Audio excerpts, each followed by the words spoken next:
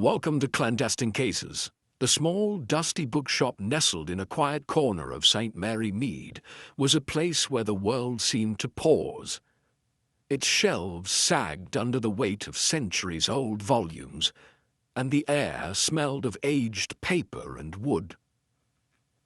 The quiet murmur of the world outside hardly ever reached its door, and yet inside, its patrons could always count on a kind of strange solace, a temporary escape from their lives, all within the comforting embrace of a good book. That evening, however, the calm of the shop was shattered. The body of Victor Hargrave, the shop's longtime owner, was found in the back room. He had been strangled with a length of cord, his once vibrant face now pale and frozen in an expression of terror. He was lying on the floor, sprawled next to a stack of books, one of which had fallen open to a random page. The shopkeeper's glasses, still perched on his nose, had fallen askew, and a half-empty cup of tea had tipped over, spilling its contents across a forgotten map of London.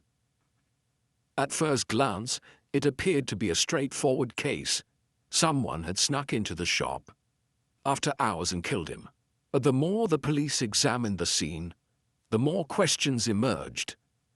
There was no sign of forced entry, the door was locked from the inside, and the windows were tightly shut.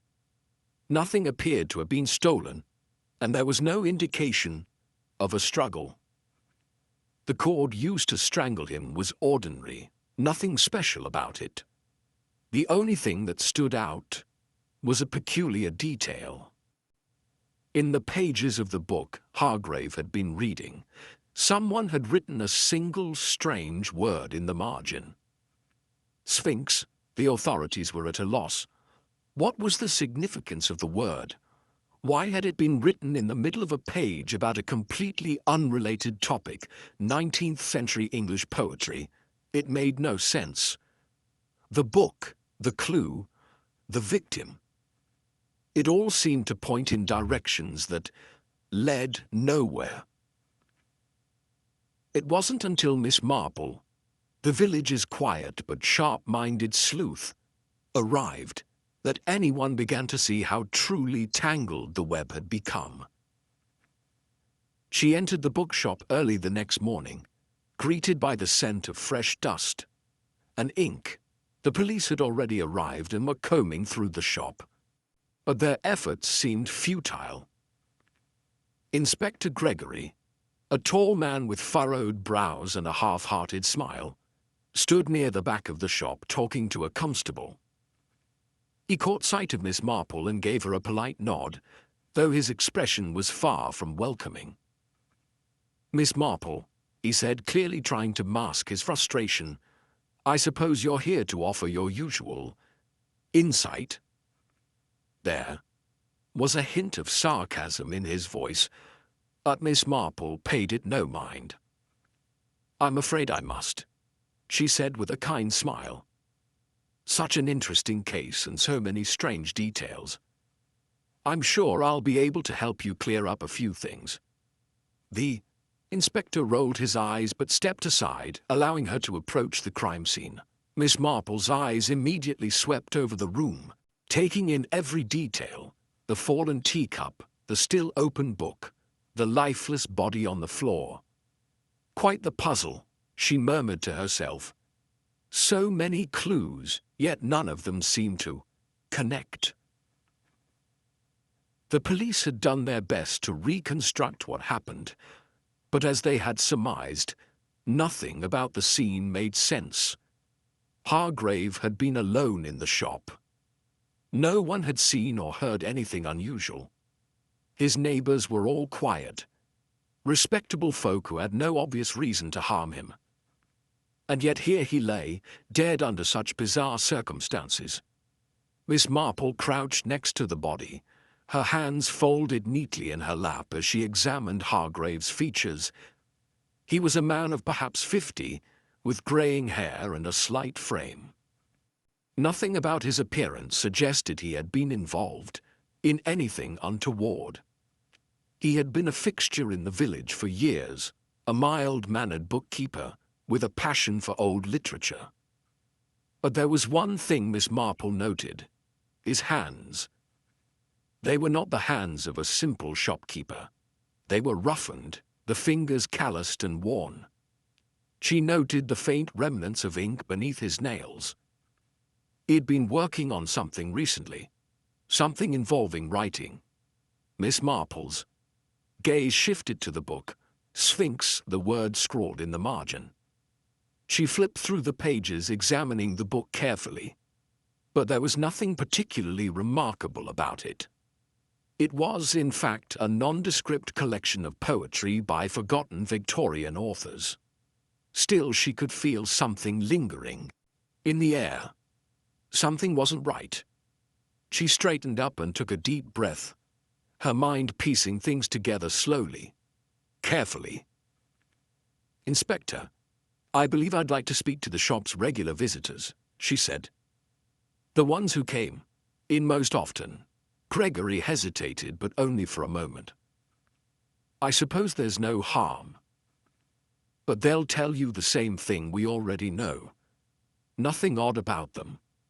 Miss Marple simply nodded, her gaze already darting to the shop's counter, where a small register and a collection of receipts lay forgotten. She stepped up to it, noticing a few recent transactions.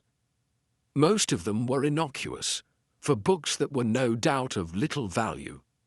Except for one, a receipt for a rare edition of the Sphinx's Riddle, a book Hargrave had ordered just a week prior.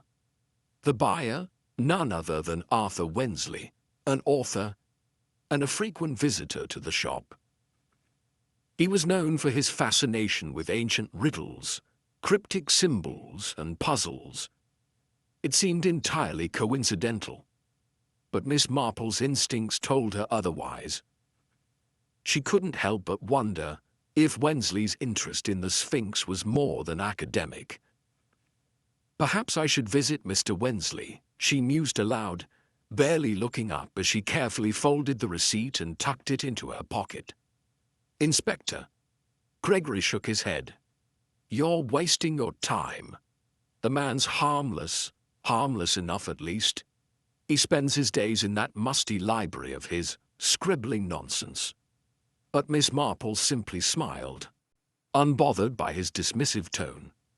She had a feeling that the answer to this case lay not in the victim's immediate surroundings, but somewhere much deeper, hidden in the pages of history, and in the mind of one man who might hold the key to a secret far more deadly than anyone could imagine. Miss Marple left the bookshop with a light, almost imperceptible click of the door behind her, her mind already turning over the evidence she had gathered. The mystery of Victor Hargrave's death wasn't an ordinary one. There were too many strange elements: the locked room, the cryptic word in the book, the oddity of the man's seemingly peaceful life. It wasn't just the act of murder that intrigued her. It was the why and how that gnawed at her. "Inspector." Gregory, meanwhile, was busy giving orders to his officers, his tone more authoritative than ever. He had instructed the constables to go through the entire bookshop with a fine-toothed comb, inspecting every corner for hidden messages or overlooked items. But Miss Marple already knew that these routine methods were unlikely to yield much. It was never the obvious clues that held the answers. It was the things that seemed out of place, the subtle details that others overlooked.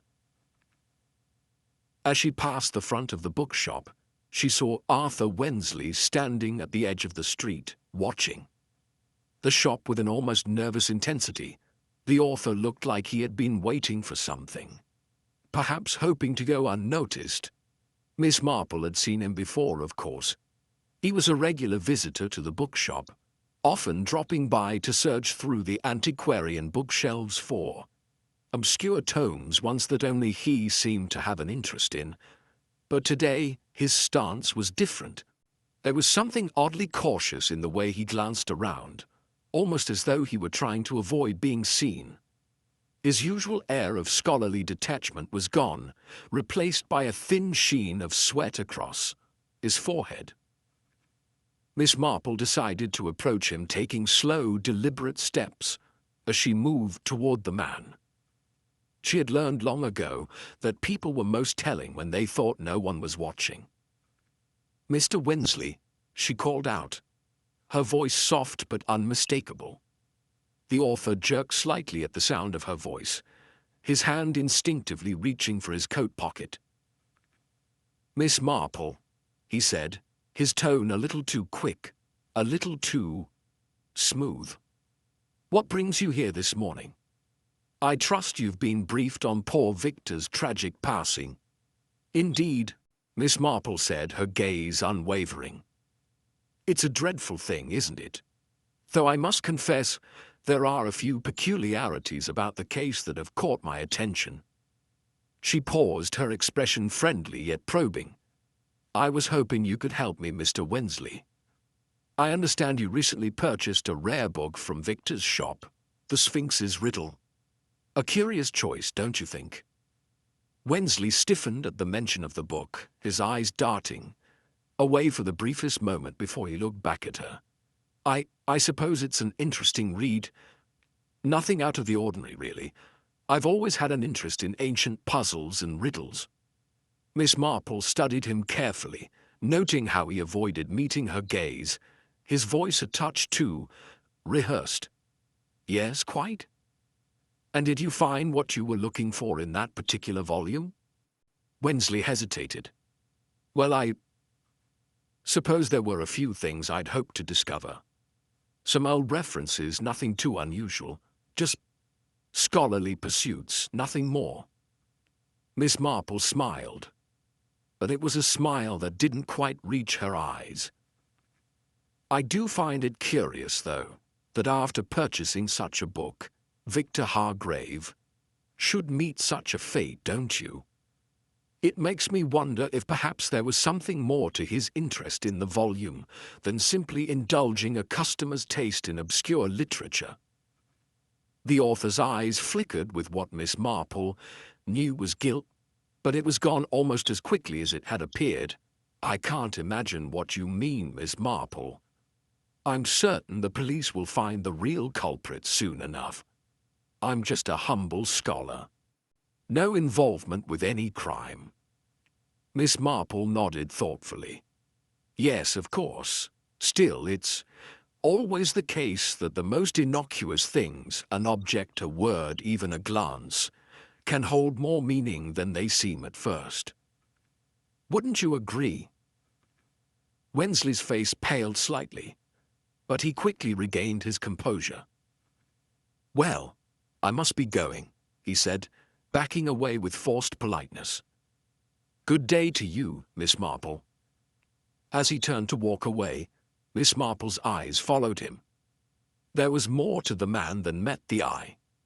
She had seen that nervous flicker in his gaze, the way his hand had instinctively gone for his coat pocket when she had mentioned the book.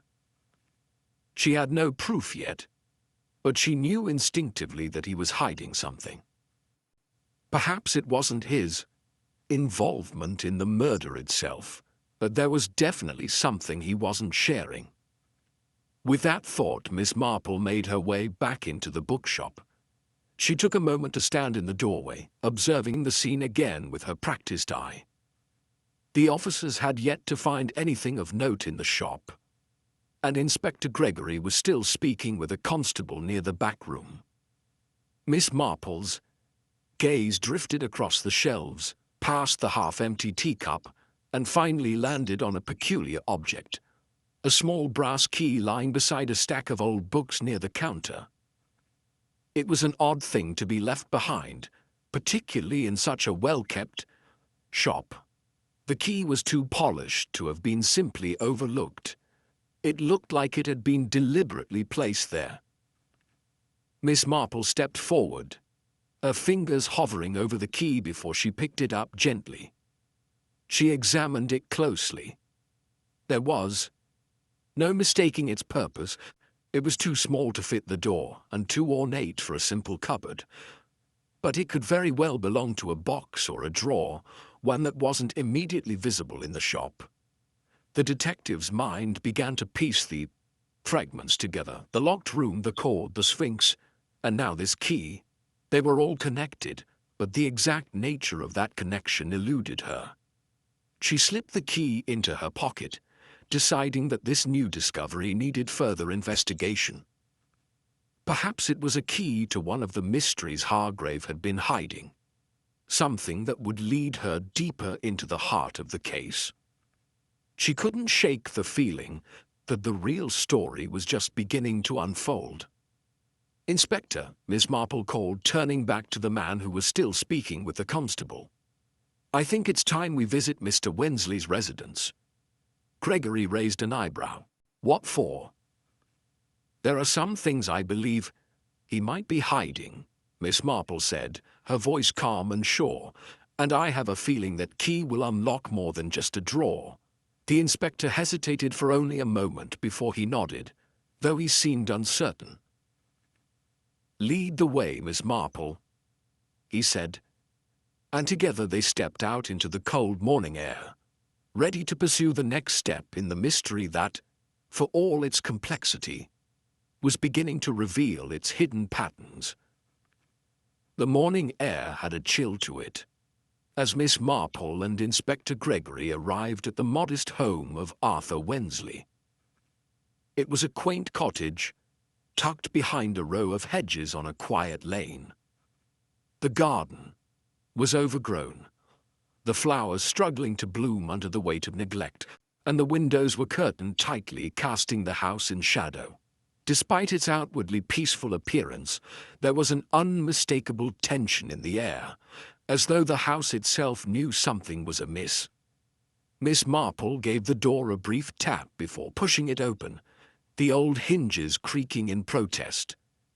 Inside, the house was dim and musty, a contrast to the brightness of the world outside. A fire crackled in the hearth, casting dancing shadows across the room. Books were stacked haphazardly on every surface, on tables and chairs, spilling from shelves. It was clear that Wensley's obsession with the written word extended far beyond his work at the bookshop. He seemed to live among his books, each one perhaps a new escape or a fresh mystery to immerse himself in. Wensley himself stood at the far end of the room, his back turned, his hands gripping the back of a chair. His posture was stiff, but his voice was smooth when he spoke. "Ah, Miss Marple, Inspector Gregory, how good of you to come. What can I help you with?" Miss Marple's sharp eyes took in every detail of the scene. The slight tremble in Wensley's hands, the hurriedly wiped spot of dark liquid on the edge of a nearby table. She smiled, but it was a smile that conveyed no warmth. "I'm afraid, Mr. Wensley, we're here to ask you a few questions regarding the death of Victor Hargrave. You were one of his last visitors, were you not?" Wensley's expression stiffened at the mention of Hargrave's name, but he quickly recovered. Yes, of course, it's dreadful news. I barely know what to say. Victor was a peculiar man, but I never thought he'd come to such an end. You know, he was always buried in his books. "Indeed," Miss Marple said, her voice soft but purposeful. "I wonder, Mr. Wensley, if you can remember anything about the last time you saw him. Did you notice anything strange about his behavior?" Wensley hesitated, his gaze flicking to the corner of the room before he answered. "Nothing out of the ordinary. He was in good spirits. Perhaps a bit preoccupied, but that's hardly unusual. For Victor, always absorbed in something." He gave a nervous laugh, but it felt hollow. "We spoke about books, nothing more. It was a brief conversation." Miss Marple nodded, her gaze narrowing. "And did he seem distracted by anything in particular? Was he worried about anything?" Wensley's eyes darted toward the window, and his hand clenched around the back of the chair a little tighter. No, nothing like that. He was just, as I said, preoccupied. Miss Marple noted the subtle tension in Wensley's posture, the way his voice trailed off as though something was being withheld. She mused aloud. That's strange. You see, I've spoken with several witnesses who mentioned seeing him more agitated in the days leading up to his death. Perhaps something was troubling him, though he didn't show it. Did he mention anyone, any person who had been a bother to him lately? Wensley shook his head, his lips pressed together in a thin line. Not that I recall. I don't think I'd be in a position to know about his personal troubles. Miss Marple watched him closely, her gaze sharp. There was something in his answer, in the way he avoided eye contact, that raised a flag. It wasn't what he said, but how he said it. Very well, Mr. Wensley, she said with a polite smile. But you must understand, we have to look into every lead, no matter how small it may seem. I hope you won't mind if we take a closer look around. It's only a formality. Wensley's lips twitched, but he nodded. Of course, I understand. Feel free. As Miss Marple began to examine the room, she noticed more details, small clues that added up in ways that Wensley's testimony did not. A glass of water on the desk, still half full. A piece of paper crumpled and discarded in the corner. A book turned face down on the chair, as though someone had been reading it before being interrupted. None of it seemed to point to anything definitive. But the collection of minor oddities left Miss Marple with the distinct feeling that Wensley was hiding something. He was too controlled, too careful in his avoidance. The doorbell rang suddenly, cutting through the silence. Wensley's face tightened as he excused himself and hurried to answer it, leaving Miss Marple and Gregory alone in the room. "Do you believe him, Miss Marple?" Gregory asked, his voice low, careful. "I believe he knows more than he's letting on," Miss Marple replied, her voice soft but decisive. "He's hiding something, but we shall see." A few moments later, Wensley returned, his demeanor slightly more relaxed. "My apologies," he said, glancing briefly at the door. "A visitor. It seems there's a letter I must attend to. You understand, I'm sure." "Of course," Miss Marple said. "I shall take my leave. But I do hope you won't mind if I come back for another chat soon, Mr. Wensley. I have a few more questions that need answering." Wensley gave a strained smile. "Of course, Miss Marple. Any time." As they stepped back out into the sunlight, Miss Marple couldn't help but feel that something was very wrong.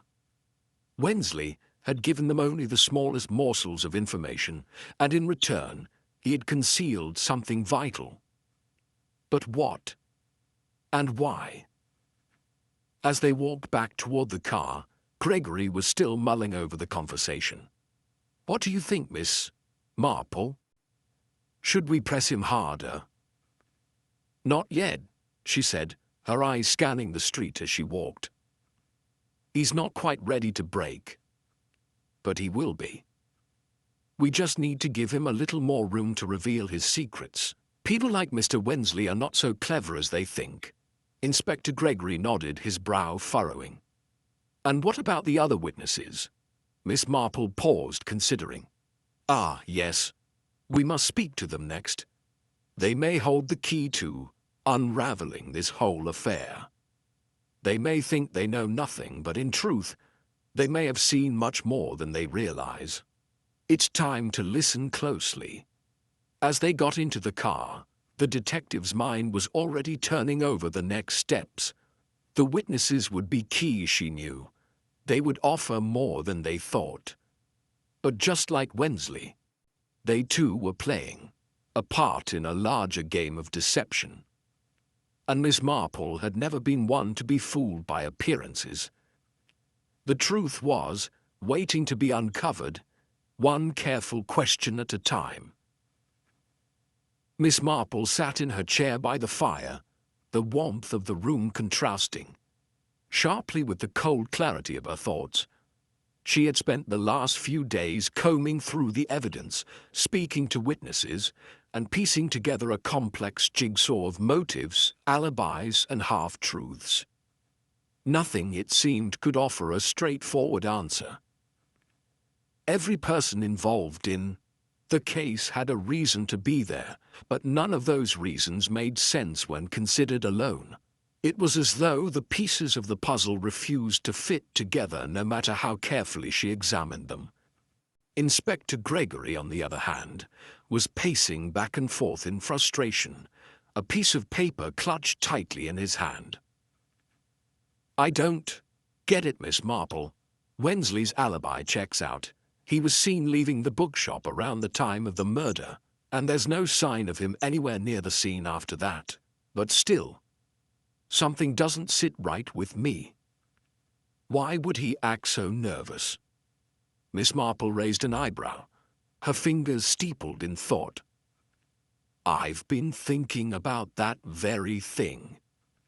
Wensley's behavior is curious, but his alibi is solid. I don't believe he killed Victor Hargrave, but I suspect he knows more than he's telling. However, we mustn't focus on him alone. The other suspects, there are more than just him." Gregory stopped pacing, a frown creasing his brow. "Yes, I was just going through the list. There's Hargrave's ex-wife, Eleanor. She had a bitter divorce with him, and she seemed a little too eager to be rid of him. Then there's Richard Prentice, the business partner, a man with a history of shady deals. And of course the bookstore assistant, Claire. She's been working with Wensley for years, but there's something about her that doesn't add up." "Yes, Eleanor, Richard, and Claire," Miss Marple murmured, her mind working through the puzzle. "Each of them has their own reasons, but no clear connection to Victor's death. What ties them together?" Gregory's voice interrupted her musings. Eleanor was seen at the bookshop just hours before the murder. She claimed she was there to return a book, but the timing seems odd. She must have known something about Hargrave's plans. And then there's Richard. Hargrave was planning to sell the bookstore to a competitor. That would have ruined Richard's business. He had plenty of motivation, but there's no evidence linking him to the crime. "Motivation is easy to find," Miss Marple replied, a quiet note of wisdom in her voice. "But it's the opportunity and means that tell us more. Eleanor's visit to the bookstore could have been coincidental, but it's still worth exploring. As for Richard, his business dealings may have given him a reason to want Hargrave out of the way, but we need to find out what he was doing at the time of the murder. We can't rule out Claire either. She's been in the background, but her behavior has been curious. I've noticed she's reluctant to talk about the last time she saw Hargrave." Gregory leaned over the desk, his eyes fixed on Miss Marple. "So, what's your theory then? You think one of them is lying?" Miss Marple smiled, but it wasn't a reassuring smile. "Not just one. All of them. Everyone has a secret. And those secrets are what we need to uncover. It's a maze, Inspector. A motive maze. Greed, revenge, jealousy, fear. Each of these emotions can create an intricate web. But it's not just about finding one motive. It's about finding the connections between them." Gregory paused, looking at her with newfound respect. "You mean that all of these people, Eleanor, Richard, Claire, could be connected in some way? But how? What could possibly link them?" Miss Marple rose from her chair and walked over to the window, staring out at the garden. Each person had something to gain from Victor's death, but none of them acted alone. This was not a crime of passion. It was a calculated move, and the killer used the chaos of their tangled motives to cover their tracks. She turned back to Gregory, her eyes gleaming with understanding. Let's start with Eleanor. She was angry, yes. But there's something more. She might have been upset by the divorce, but I don't believe that's why she was at the bookshop that day. No, Eleanor had another reason for being there. Something far more personal. Gregory raised an eyebrow. What do you mean? Miss Marple's voice was soft but deliberate. I believe she knew about a secret that Victor had been hiding. A secret that, if exposed, would have ruined him. She didn't want to kill him. At least not directly. But she wanted to expose his secret to the world, and that's why she was so eager to visit him. To get him alone and find out if he was going to reveal it himself. Gregory frowned. But what was the secret? What could it have been? I don't know yet, Miss Marple admitted. But we'll find out. And when we do, it will explain why Eleanor was there. And Richard, Gregory prompted. Richard, Miss Marple continued, had a much more obvious motive. The bookstore was his livelihood. Hargrave's plans to sell it out from under him would have meant disaster. But Richard, being the businessman he is, would have known the importance of timing. He wouldn't have acted rashly.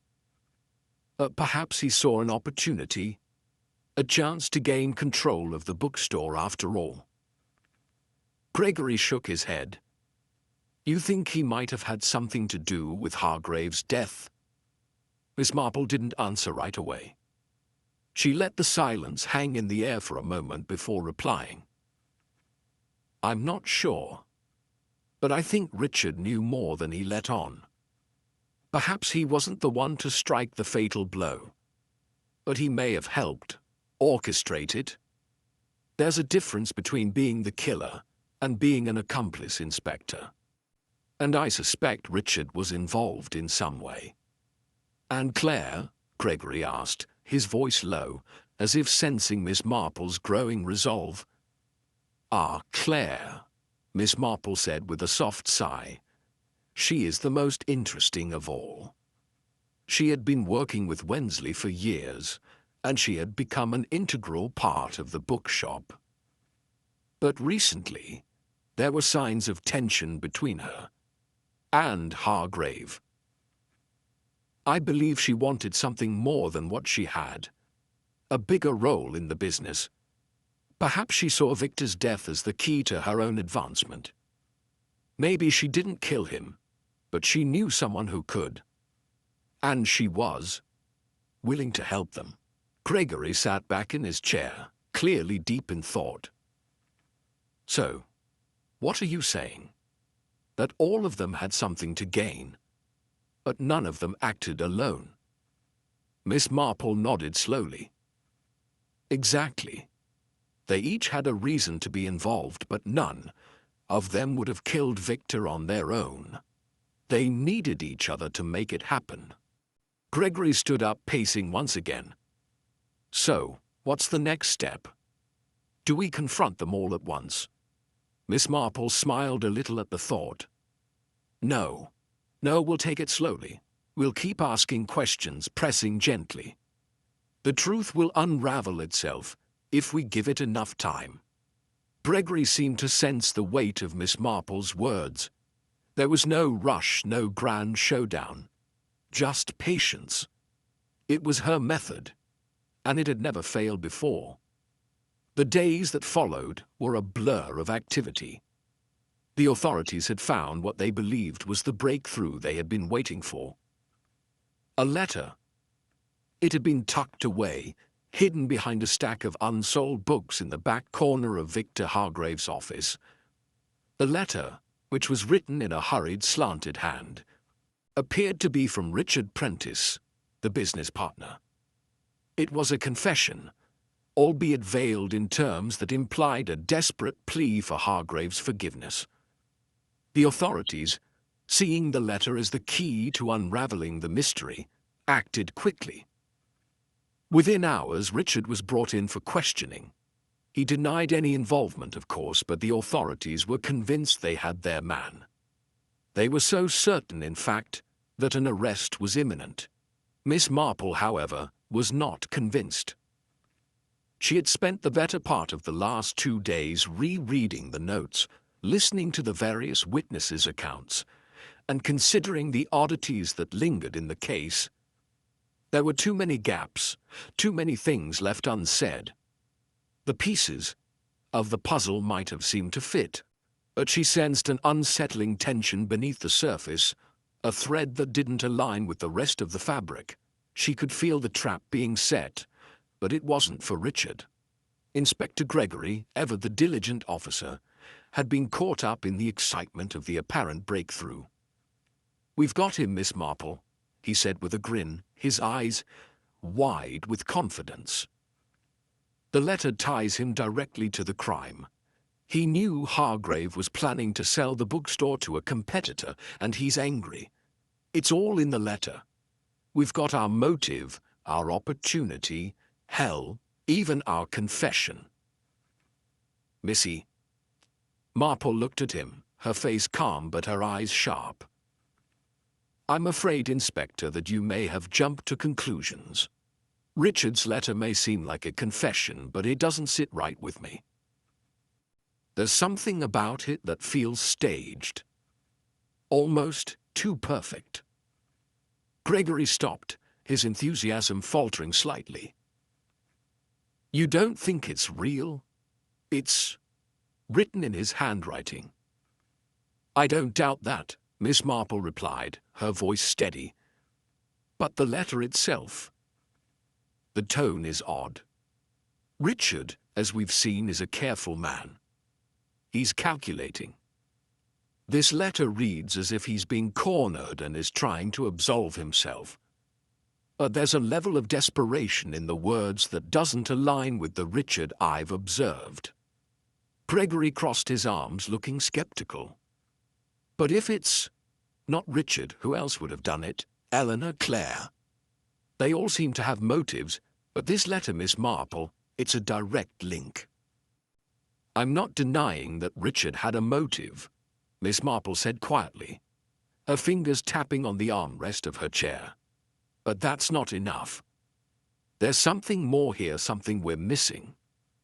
Gregory's shoulders slumped in frustration. "Then what do you propose we do? We've got a confession. We should press him for more details." Miss Marple shook her head. "The real killer is still out there, Inspector. And I suspect that Richard's role in this, if he is involved, is far more complicated than a simple confession. We need to look closer at the letter itself. The tone, the timing, and the way it was found. This isn't the final piece of the puzzle." She stood up, walking over to the stack of papers on the desk. "There's something else we need to consider, Inspector. The bookshop was a sanctuary for Victor, a place where he could hide his secrets. That letter, was it really meant to be found, or was it planted to lead us down the wrong path?" Gregory frowned, trying to absorb her words. "You think someone's trying to frame Richard?" "I do," Miss Marple said simply, looking over her shoulder. "We've been looking at this all wrong. Richard is just a pawn in a much larger game. Whoever is behind this knows exactly what they're doing." The two of them fell into silence, the weight of Miss Marple's words hanging in the air. They had been so quick to latch onto the letter as the solution, so eager to close the case and move on. But now, with Miss Marple's subtle suggestion, the whole case seemed murkier than before. A few hours later, Miss Marple made her way to the bookshop alone. The sun was beginning to set, casting long shadows across the cobblestones. She felt an odd sense of calm as she stepped into the familiar, musty air of the shop. The walls, lined with shelves of forgotten stories, seemed to hold secrets in every corner. She made her way to the back of the store, where Victor Hargrave had spent most of his days, a cluttered office filled with books, papers, and the remnants of his life's work. It was here that the letter had been found. But something about the office didn't sit right with her. It wasn't the letter. It wasn't the book-laden shelves. It was the atmosphere itself. She approached the desk where the letter had been discovered. As she ran her fingers along the edge of the paper, her eyes scanned the room once more. Her gaze landed on a stack of books at the far corner, books that seemed oddly out of place. They were newer, polished spines in sharp contrast to the dust-covered volumes lining the rest of the shelves. She walked over to the pile and picked one up. It was a recent edition, a book on business tactics, nothing unusual at first glance. But as she flipped through the pages, a slip of paper fell out. Her fingers trembled slightly as she unfolded it. It was another letter, this one much shorter than the one Richard had allegedly written. It was addressed to Claire, the assistant, and written in a tight, elegant script. The words were simple but telling. "I trust you'll follow through with our plan. There's no turning back now.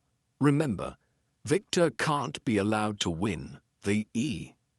Letter was unsigned, but Miss Marple didn't need any further clues. The pieces of the puzzle were beginning to fit, but the answers still eluded her. She carefully tucked the letter back into the book and left the shop, her thoughts swirling with new possibilities. Richard, it seemed, was only part of the equation. Claire had been much closer to Victor than anyone had realized. And if she had been involved, who else had helped her? The false victory that had been declared was now nothing more than a faint echo. The real criminal remained hidden in the shadows, playing a far deeper game than anyone had imagined. And Miss Marple knew that the true solution would require far more than a confession. It would require understanding the intricate web of deceit that had been spun around them all. Miss Marple's mind whirred as she retraced her steps from the bookshop, the peculiar letter hidden within the business book still clutched in her hand. She had to know more about Claire. The slip of paper in the book wasn't just an accidental detail, it was a link. But to what? Claire was the assistant, the one who had been with Victor Hargrave day in and day out. But beyond that, little was known about her, at least not by the authorities. In the solitude of her home, Miss Marple sat by her window, the letter and her thoughts laid out before her like a map. The more she considered the situation, the more the image of Claire grew in her mind. Fragile, neat, and always just a bit too eager to please. She had no doubt that Claire was involved. But where had she come from? What had drawn her to Victor's world? And who was the other person, the one to whom she'd written that cryptic message? The connection between Claire and the case was clear, but Miss Marple suspected there was more lurking beneath the surface, something no one had thought to investigate, something buried in the past. Her mind drifted to the history of Hargrave's bookstore. It had been in business for decades, a fixture in the community, and Victor had always been known as a solitary figure. But it was his past that now seemed to carry the key. Miss Marple decided she would pay a visit to the town's records office the following morning to see if anything connected Claire or Richard to Victor's earlier dealings. The next day, as the sun filtered weakly through the grey clouds, Miss Marple made her way to the town records. She knew the place well, its walls lined with the dusty remnants of past generations. She asked the librarian, a kind woman named Margaret, for any documents relating to the earlier days of Hargrave's bookstore. It didn't take long before Margaret returned with a file, the thin manila folder bearing the weight of secrets long forgotten. "Here you go, Miss Marple," she said, handing it over with a knowing glance. These are the older business records.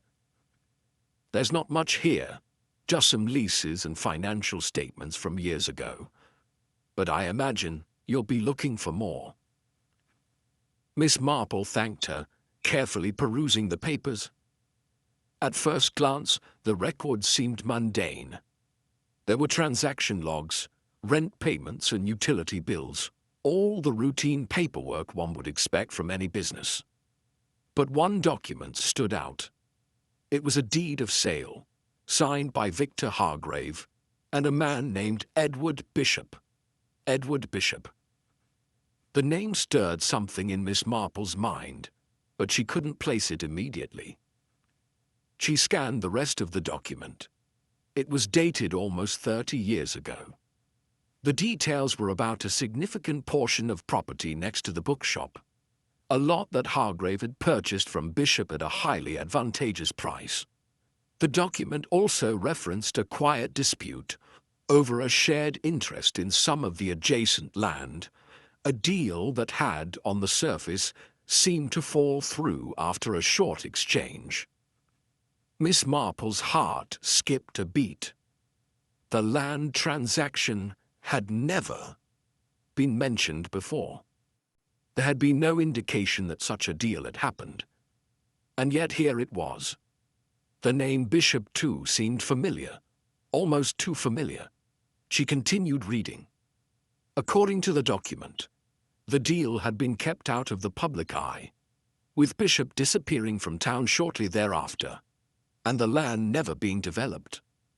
The file didn't explain why, but it implied that there had been some bad blood between Hargrave and Bishop. The transaction had soured, and there was an indication that Bishop had become disillusioned with Victor, perhaps even angry. But where had Bishop gone? As Miss Marple sat there absorbed in her thoughts, it all suddenly clicked. Edward Bishop wasn't just a name. He was an old case, one Miss Marple had solved years ago when she was still a young woman. Bishop had been involved in a fraudulent scheme to exploit land deals, working with various unsavory characters to manipulate land values in the area. After the scheme had been exposed, he had vanished, with authorities never quite able to catch him. What if Claire's involvement was more than just that of a secretary? What if she had connections to Bishop, connections that no one had considered? Miss Marple began to see the tangled web in front of her. The connection between Claire and Bishop was the missing link, the one no one had suspected. Miss Marple set the file aside and made her way to the town archives. She needed to dig deeper into Bishop's life. It was all starting to fit together, but she needed more to confront the truth. It didn't take long before she found what she was looking for. A birth certificate dated decades earlier, for a woman named Claire Bishop. The name sent a shock through her chest. Claire Bishop. It was a small detail, but a detail that turned the entire case on its head. The woman who had been working as Hargrave's assistant wasn't just an innocent bystander. She was his past, a link to a man who had vanished from town years ago, and a link to a deal that had gone sour. Miss Marple couldn't help but feel a sense of satisfaction, but it was tempered by a deeper understanding of the complexity of the situation. The real story wasn't just about a murder. It was about buried secrets and ties that had gone untold for years. Claire Bishop had returned to the town, possibly to settle an old score, and Victor Hargrave's murder wasn't just a random act of violence. It was the final chapter in a long-running saga that had started decades ago. Miss Marple sat down at a nearby desk, her mind racing. She needed to confront Claire. The time had come. But there was something else she had to do first. She had to warn the authorities. Because despite the breakthrough, Miss Marple had no doubt that Claire wasn't working alone. There was someone else. someone still lurking in the shadows, someone who knew exactly what was happening, and who had been waiting for the right moment to strike. The game wasn't over yet, not by a long shot. She left the archives, the weight of her discovery heavy on her mind. The past had finally come to light, and with it, the true depth of the crime. The question now was, could Miss Marple unravel the rest of the mystery before the final act was played out? Miss Marple stood in the quiet of her sitting room, the latest revelation about Claire Bishop's hidden past swirling in her mind. The air was thick with the weight of all the pieces falling into place. But she knew there was still something more, something she hadn't yet identified, something that could tip the entire investigation in a new direction. She had a feeling that Claire wasn't working alone, that there was someone else pulling strings from the shadows.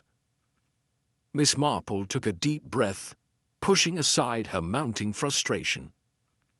The case needed to be resolved, and she was determined not to let anything slip through her fingers. The usual methods weren't going to work anymore. She had to try something different, something unorthodox to crack this final layer. She wasn't one for dramatic displays or flashy theatrics, but there was a certain skill she had honed over the years, a way of quietly testing people, of watching them react when they thought they were in control. In this case, it would be Claire, who was the last person left to interrogate. But Miss Marple had no intention of letting Claire know how much she knew. She was going to let her think that she still held all the cards. The detective set to work, preparing her strategy. She would use a tactic that had worked well in the past, a subtle game of psychological manipulation. The truth, she knew, often came not through direct confrontation, but through carefully crafted pressure, the kind that didn't seem like pressure at all. The next day she arrived at the bookshop in the late afternoon, the soft golden light of the setting sun casting long shadows over the sidewalk.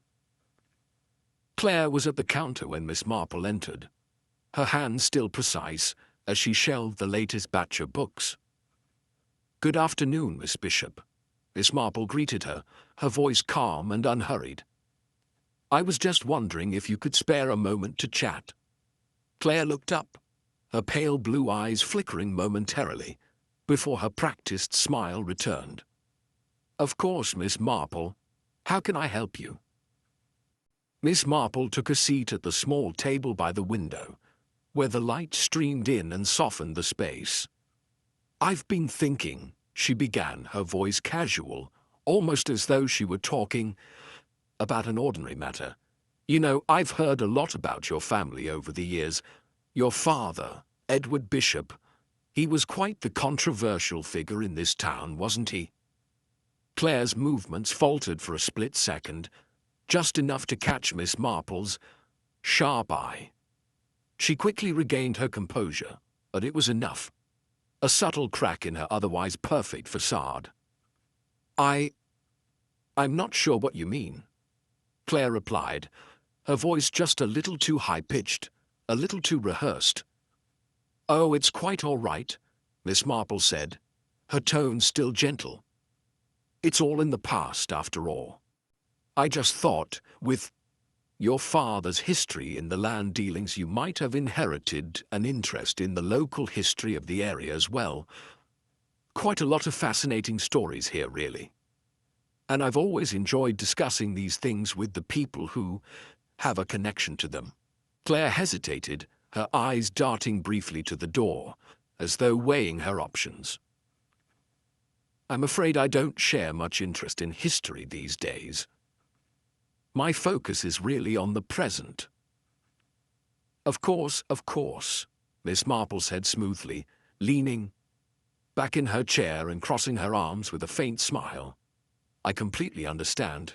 But you know, sometimes things we'd prefer to forget have a way of coming back, don't they? Like old letters. Or old deals." The shift in Claire's expression was barely noticeable, but it was there.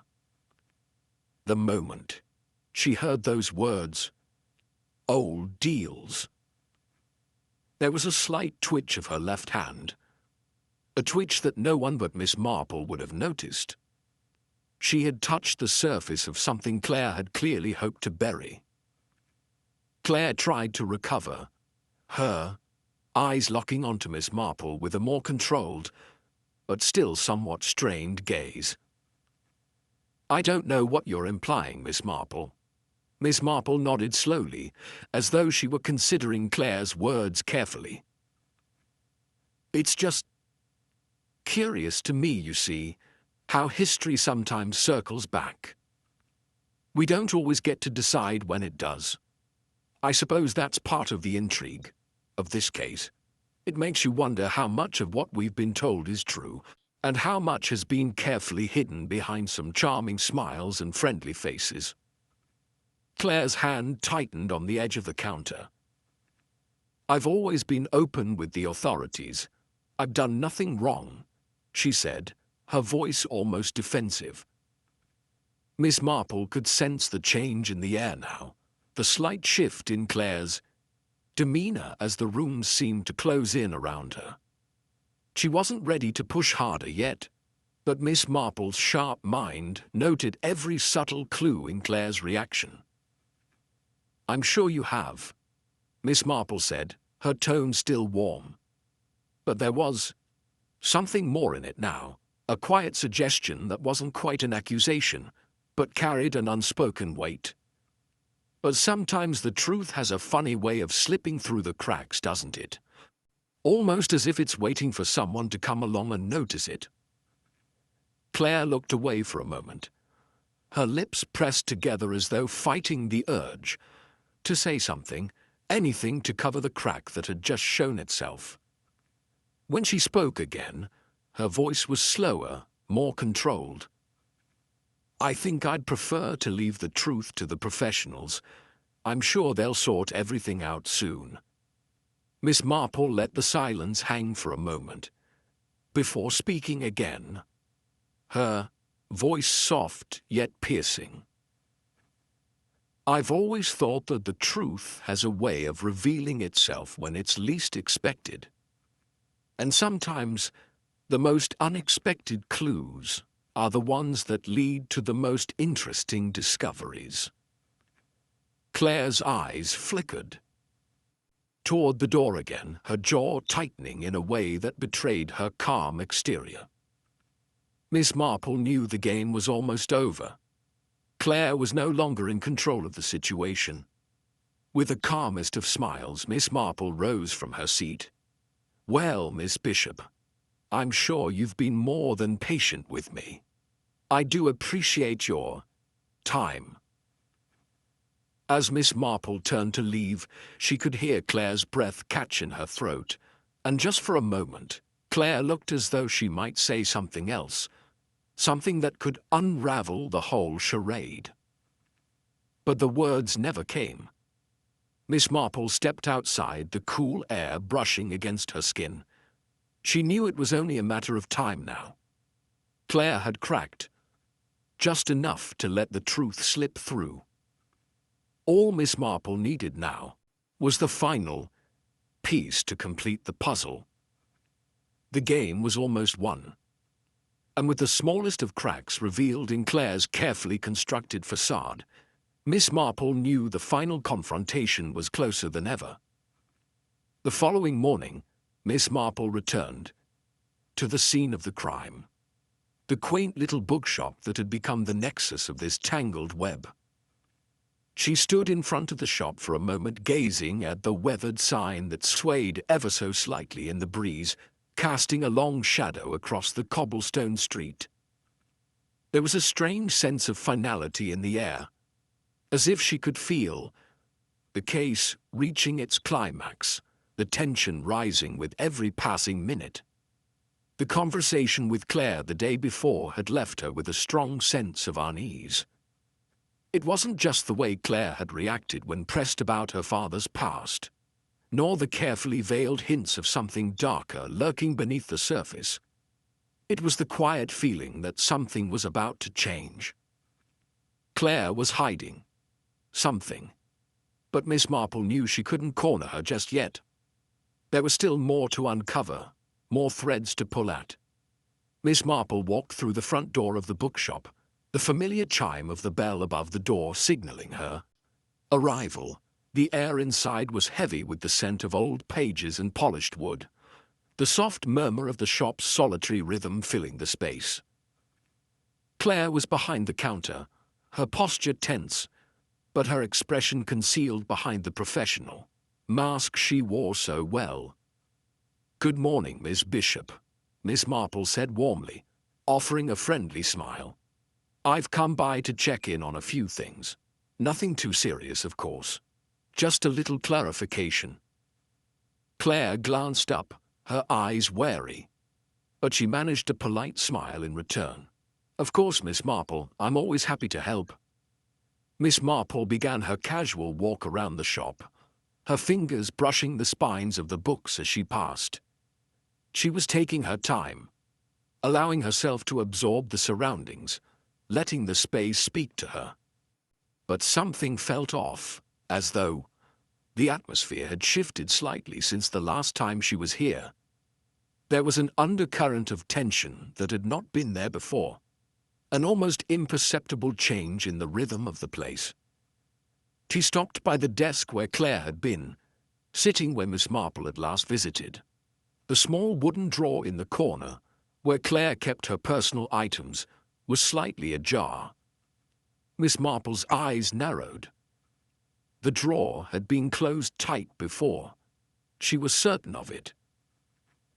"Is everything all right, Miss Bishop?"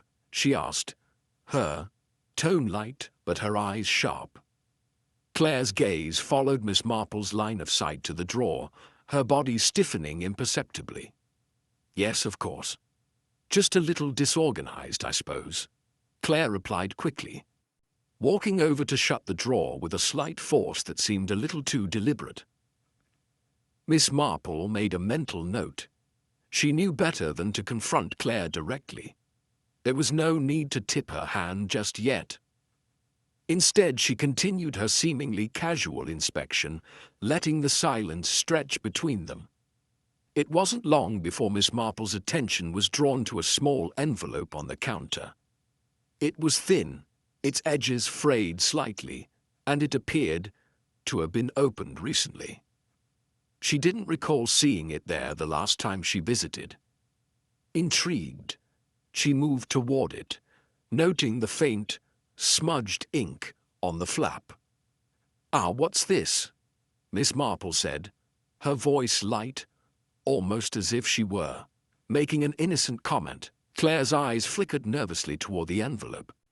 "Just some old correspondence," she said, her tone a little too swift, her hands moving to cover the envelope as if instinctively.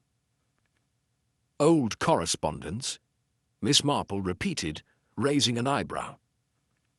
"Interesting. I didn't realize you were still in touch with anyone from that time." Claire hesitated. The words were out of her mouth before she could stop them. "It's nothing important." Miss Marple smiled inwardly, but the look in her eyes sharpened. There was something in Claire's response that suggested otherwise. She continued her feigned casualness, circling the desk as she scanned the rest of the room, allowing the silence to speak volumes. But just as she was about to turn her attention back to the counter, something else caught her eye. A movement from the corner of the room, something that hadn't been there before.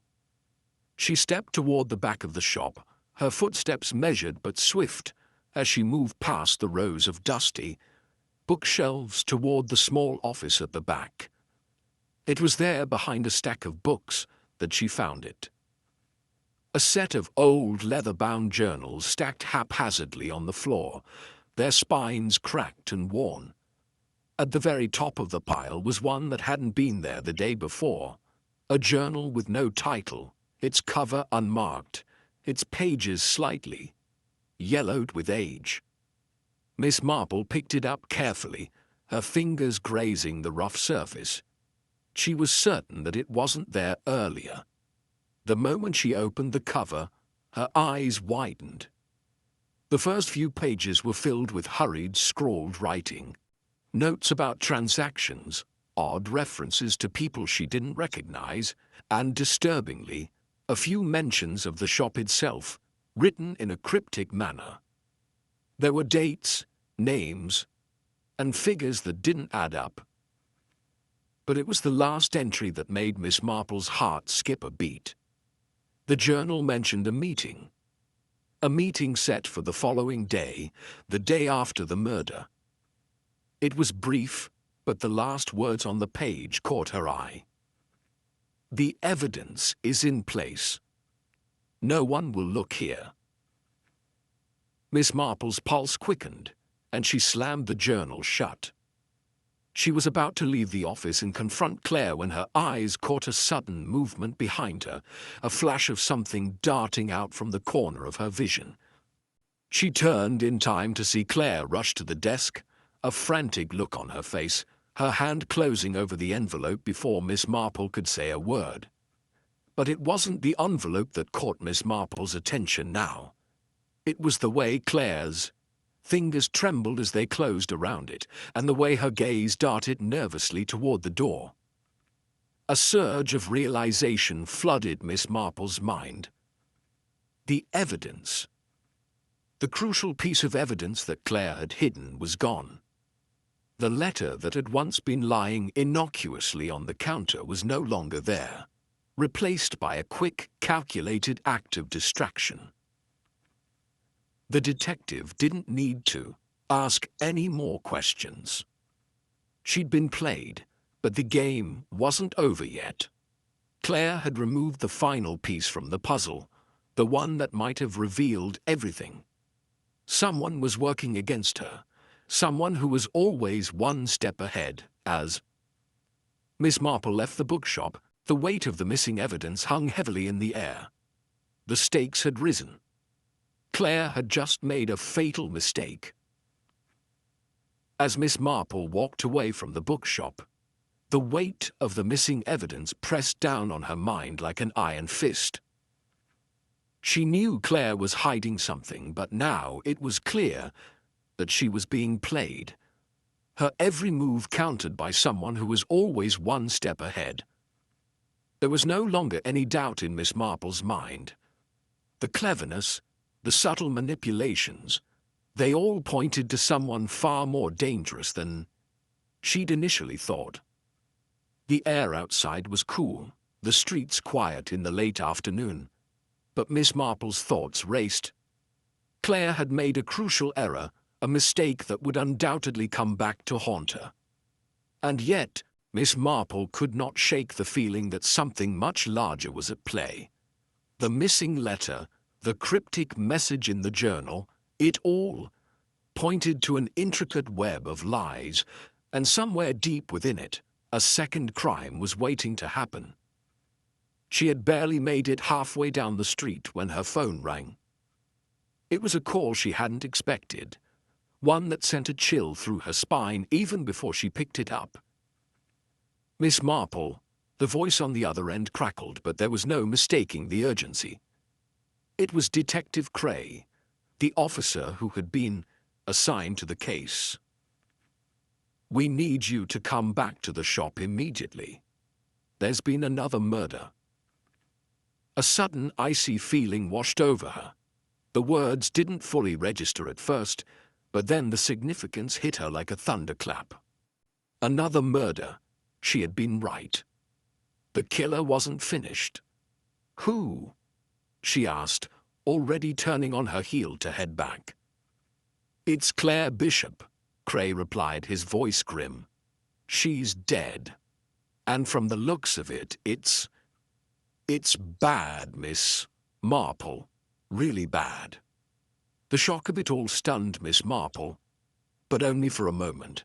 Claire was dead. The missing evidence, the cryptic journal entries, it all clicked into place. But who would have killed Claire and why? Had she been silenced to cover up the truth? Or had she been in too deep, become a pawn in someone else's game? "Where is she?" Miss Marple demanded, her voice steady now. "I'll be there in 10 minutes. The line went quiet for a moment before Cray's voice came through again, much quieter this time. "That's the thing, Miss Marple, you need to see this for yourself. Well, I'm not sure how to explain it. It doesn't make sense." Miss Marple's heart raced as she hung up. There was no time to waste. She hurried back to the bookshop, every instinct telling her that this new crime wasn't just an escalation, it was a message.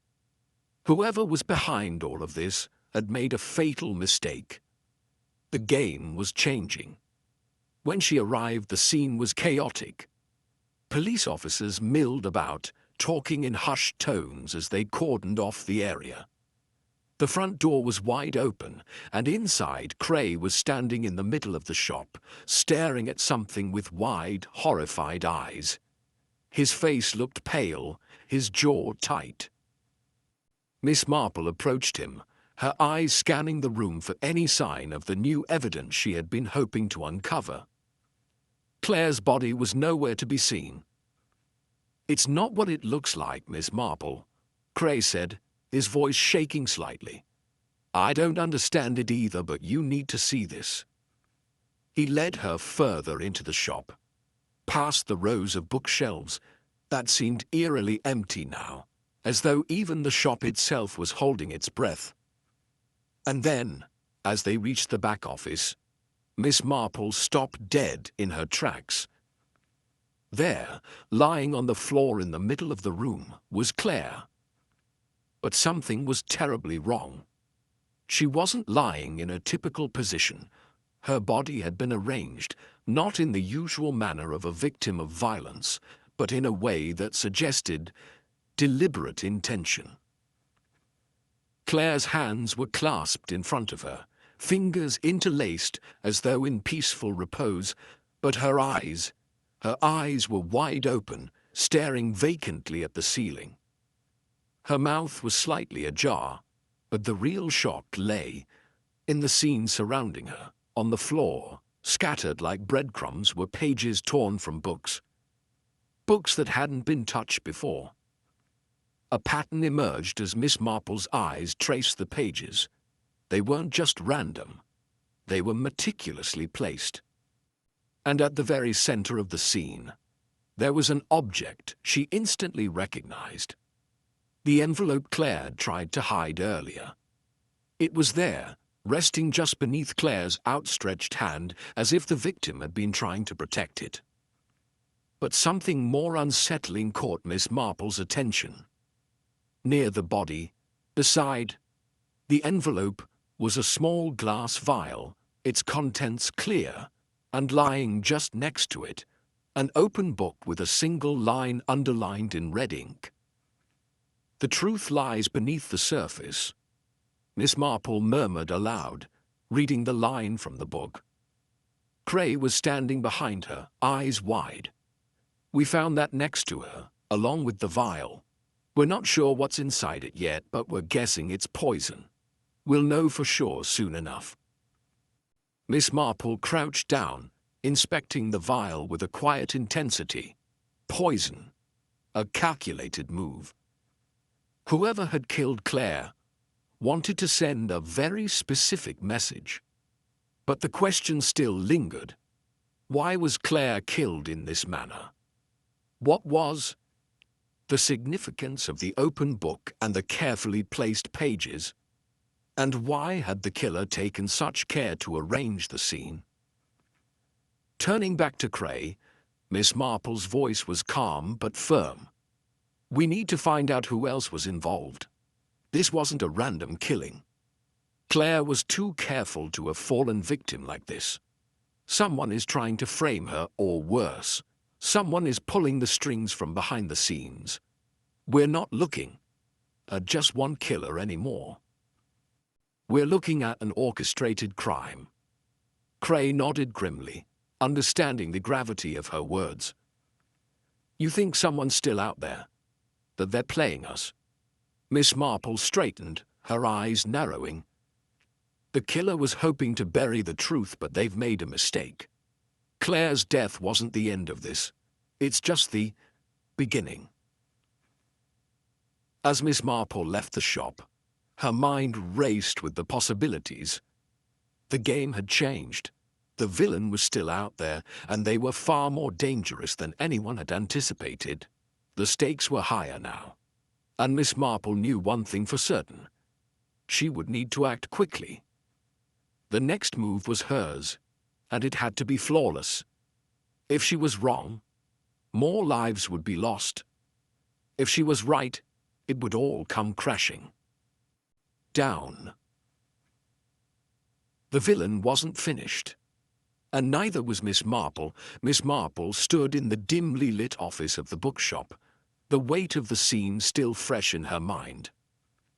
Claire's death had changed everything, but Miss Marple had learned long ago that the chaos of a crime often concealed its true meaning. The detective in her knew that the answer was closer than anyone realized. The threads were all there, woven into the fabric of the case, waiting for her to pull them together. As she walked back through the shop, her eyes scanned the bookshelves methodically. She needed to see things in a new light. Every corner, every misplaced book, every odd interaction, all might hold the key to unlocking the puzzle. Claire's body had been arranged so deliberately. Someone was playing a game, and they were leaving clues for her to find. Her gaze fell upon the same row of books where she had spotted the pages earlier. She paused, letting her fingers run. Over the spines, nothing seemed out of place. But then something caught her eye, a slight scuff mark on the edge of the shelf. A small, insignificant detail, but it stood out in the quiet of the shop. Moving closer, Miss Marple knelt down, carefully inspecting the shelf. The scuff mark led her to a book that, while in line with the others, was slightly askew. She pulled it out and flipped it open. Inside she found nothing but the faintest trace of a folded piece of paper hidden between the pages. She unfolded it carefully. The writing was slanted, hurried, a scrawled note that read, "Not all is as it seems."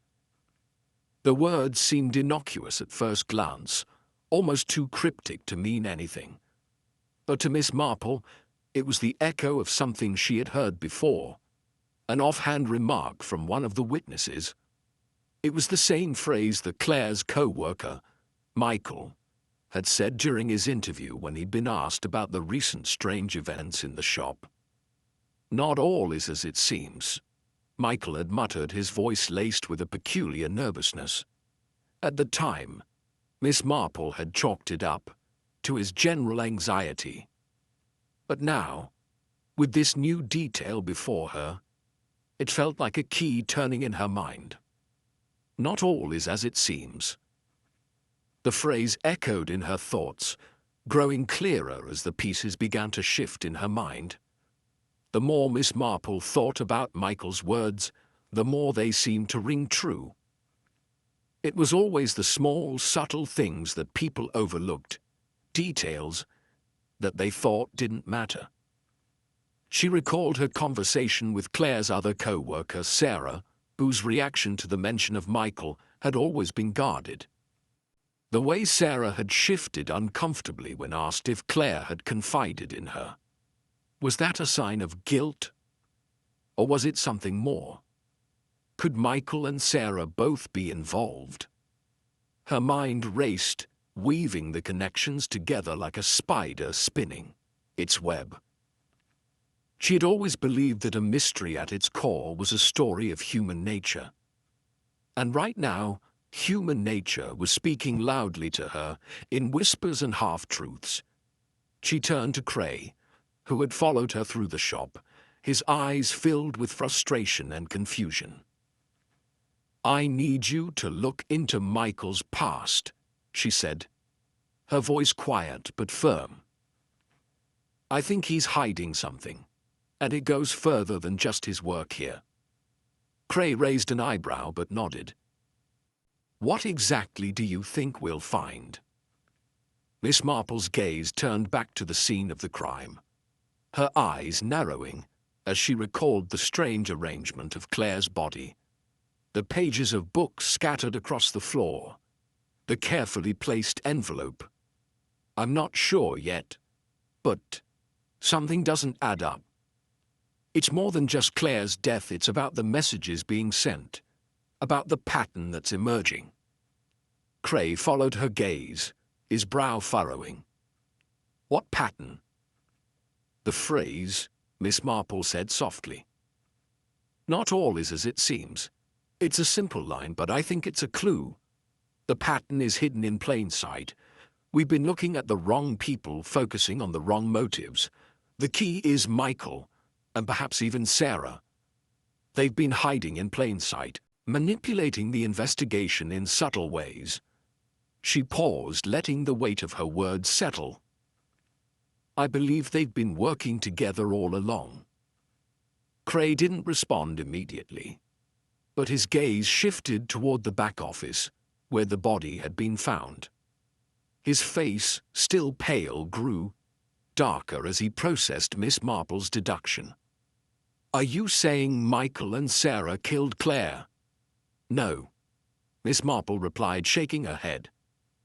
But I think they know more than they're letting on. Claire was getting too close to something. And I believe it's connected to a hidden truth. A truth buried in the past. Miss Marple's thoughts returned to the torn pages scattered around the body. They were old, some of them yellowing with age, others frayed at the edges as if they had been handled frequently. This wasn't just a random scattering of pages. It was a deliberate pattern, one that hinted at a secret buried long ago. She had to find out more. She needed to understand the context behind these books, the ones Claire had been drawn to. Miss Marple turned back to Cray, her voice sharp with determination. We need to examine those books in the back office. Something tells me that they're more than just innocent debris. They're clues. Each one is connected to something bigger. Cray hesitated for a moment before nodding. All right, I'll have the team pull them out. But Miss Marple, do you really think it's all connected to a bookshop? It's never just about the books, Cray. Miss Marple replied with a small smile. Books are just the medium. It's about the secrets they hold, and the people who use them. As Cray moved off to organize the search for the books, Miss Marple stood still for a moment longer, her mind working through the puzzle. The more she pieced together, the clearer it became that this was no simple crime of passion or greed. No, this was a far more intricate scheme, one that had roots in a long-forgotten past, a past that had been hidden away, covered up by lies and secrets. And now, it was all coming to light. The key to solving the murder of Claire Bishop, to unlocking the truth, lay in the patterns of human behavior, the small details people overlooked. And Miss Marple had learned to trust her instincts. The pattern was there, waiting for her to uncover it. Miss Marple's mind raced as she stood in the back office, the words of the cryptic note still echoing in her thoughts. Not all is as it seems. Her earlier theory about Michael and Sarah seemed to make more sense with each passing moment. But there was something deeper she couldn't quite grasp. The pieces were aligning, but something about the puzzle felt incomplete.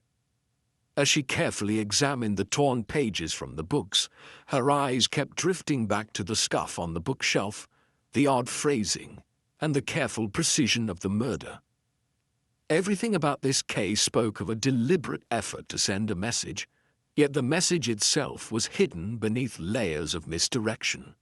It wasn't just the murder of Claire Bishop that had set this all in motion. It was something far more personal, something rooted deep within the lives of those involved. Her thoughts turned to Claire's background. From what Miss Marple had gathered, Claire had worked tirelessly to revive the bookshop, investing both time and money into its future. Yet she had been estranged from her family, and none of her co-workers seemed to know much about her personal life beyond work. That isolation was a puzzle piece, one that didn't sit right. Claire's sudden involvement in a murder investigation felt like the final piece of a much older puzzle. The sharp sound of footsteps behind her pulled Miss Marple from her reverie. Cray re-entered the room, a folder in his hands. "I've spoken with Michael. He's still insisting that he's innocent.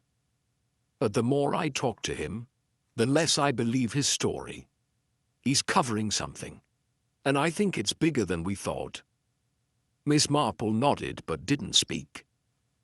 Instead, she moved toward the small desk in the corner where the books had been arranged. She carefully flipped through the pages, each one revealing a strange pattern of numbers and names, some familiar, others obscured by age or smudged ink. Her mind raced as she connected the dots. "Cray," she said quietly, still focusing on the papers. "Do you remember the strange reaction Sarah had when I asked about Claire's personal life?" She hesitated, almost as if she was hiding something. That hesitation was too calculated to be an accident. "There's something there. Something she's not telling us." Cray looked over her shoulder at the papers, his eyes narrowed. "So, you think Sarah's involved?" Miss Marble's lips tightened, but she didn't answer immediately. Instead, she slid the papers over to Cray. "These names, do they mean anything to you?" Cray scanned them, his eyes skimming quickly across the ink stains. "Some of these are local names, owners of nearby shops, some even from old family estates. But these numbers—" His voice trailed off as he read one that stood out, a name followed by a series of digits. It was Claire's name, but it was followed by a date that was over a decade old. "Claire was researching this before she died," Miss Marple said, her voice low. "She was looking into something that happened long before she became involved with the bookshop. And I think it's connected to her family. This date, this was the year her mother disappeared." Cray's eyes widened as he absorbed the weight of her words.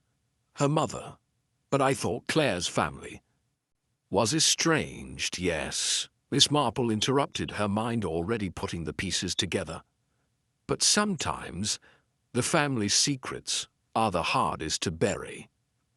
Claire must have found something that connected her mother's disappearance to the people around her.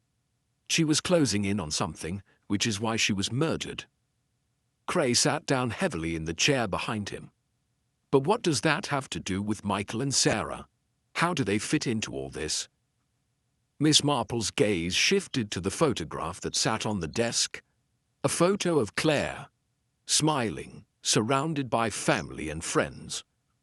But the one person who was noticeably absent from the picture was her mother. The woman had vanished when Claire was young, and her disappearance had been shrouded in mystery. All these years the town had assumed she had left voluntarily. But Claire's recent research into her mother's life told a different story. It seemed as though Claire had been getting closer to uncovering the truth. A truth that someone, perhaps more than one person, was desperate to keep hidden. "The key to the murder," Miss Marple continued, her voice sharp, "lies in the past. Claire's mother wasn't just some random disappearance. She was involved with people who have a vested interest in keeping her story buried. Michael and Sarah. They were both connected to her mother's past. And that's why they had to silence Claire before she could expose everything. Cray's expression darkened. You think they were involved with Claire's mother, Miss? Marple nodded slowly. It's possible. Claire's mother was a socialite, connected to a few influential people in the town. One of those people might have been Michael's family, or perhaps Sarah's. But regardless of who it was, I believe Claire's research into her mother's disappearance threatened to uncover something far more dangerous than any of them were willing to face. She turned back to the desk, searching for something, anything that might point to the truth. And then, her fingers brushed against a small, seemingly innocuous object. It was a key, unmarked, plain, and unassuming. Miss Marple's heart skipped a beat as she held it up, studying it carefully. This was no ordinary key. It was too small, delicate, and unusual. Where did this come from? Cray asked, his voice filled with a mixture of curiosity and disbelief. Miss Marple's eyes remained fixed on the key. I believe it's the final piece. This key opens something. Something from Claire's past. Something she was on the verge of uncovering before she was silenced. This key. She paused, her thoughts racing. It's the key to the truth. Cray looked at her bewildered. The truth? What truth? The truth behind her mother's disappearance, Miss Marple said, her voice filled with quiet certainty. The truth that has been buried for far too long. She rose from the desk, the key still in her hand, and turned toward Cray, her eyes sharp with purpose. The killer didn't just murder Claire. They murdered the past. Because the past holds the key to their secrets. And I'm going to find out what those secrets are, no matter what it takes. As she walked toward the door, Cray hesitated before following her. He could see the determination in her eyes, the same determination that had solved countless cases before. But this case, was different. The past was never just the past. It had a way of catching up to you, no matter how hard you tried to bury it. And the truth, no matter how hidden, had a way of emerging. Always. Miss Marple held the key tightly in her hand as they stepped out of the room. The final chapter of the mystery was about to unfold. Miss Marple stood at the edge of the old town square, the evening light casting long shadows across the cobblestones. Her grip tightened around the small, delicate key she'd found earlier. It had led them to a quiet, unassuming house at the end of a narrow alley, a place no one had thought to investigate before.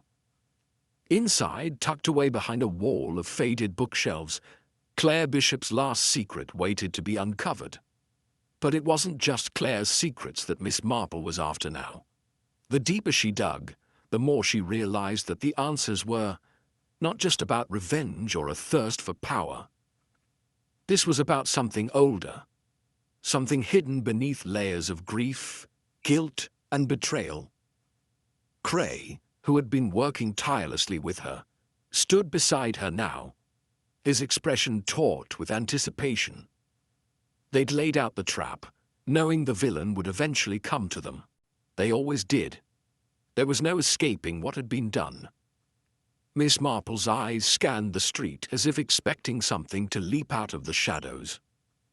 She'd arranged for the authorities to be ready should things take a turn for the worse.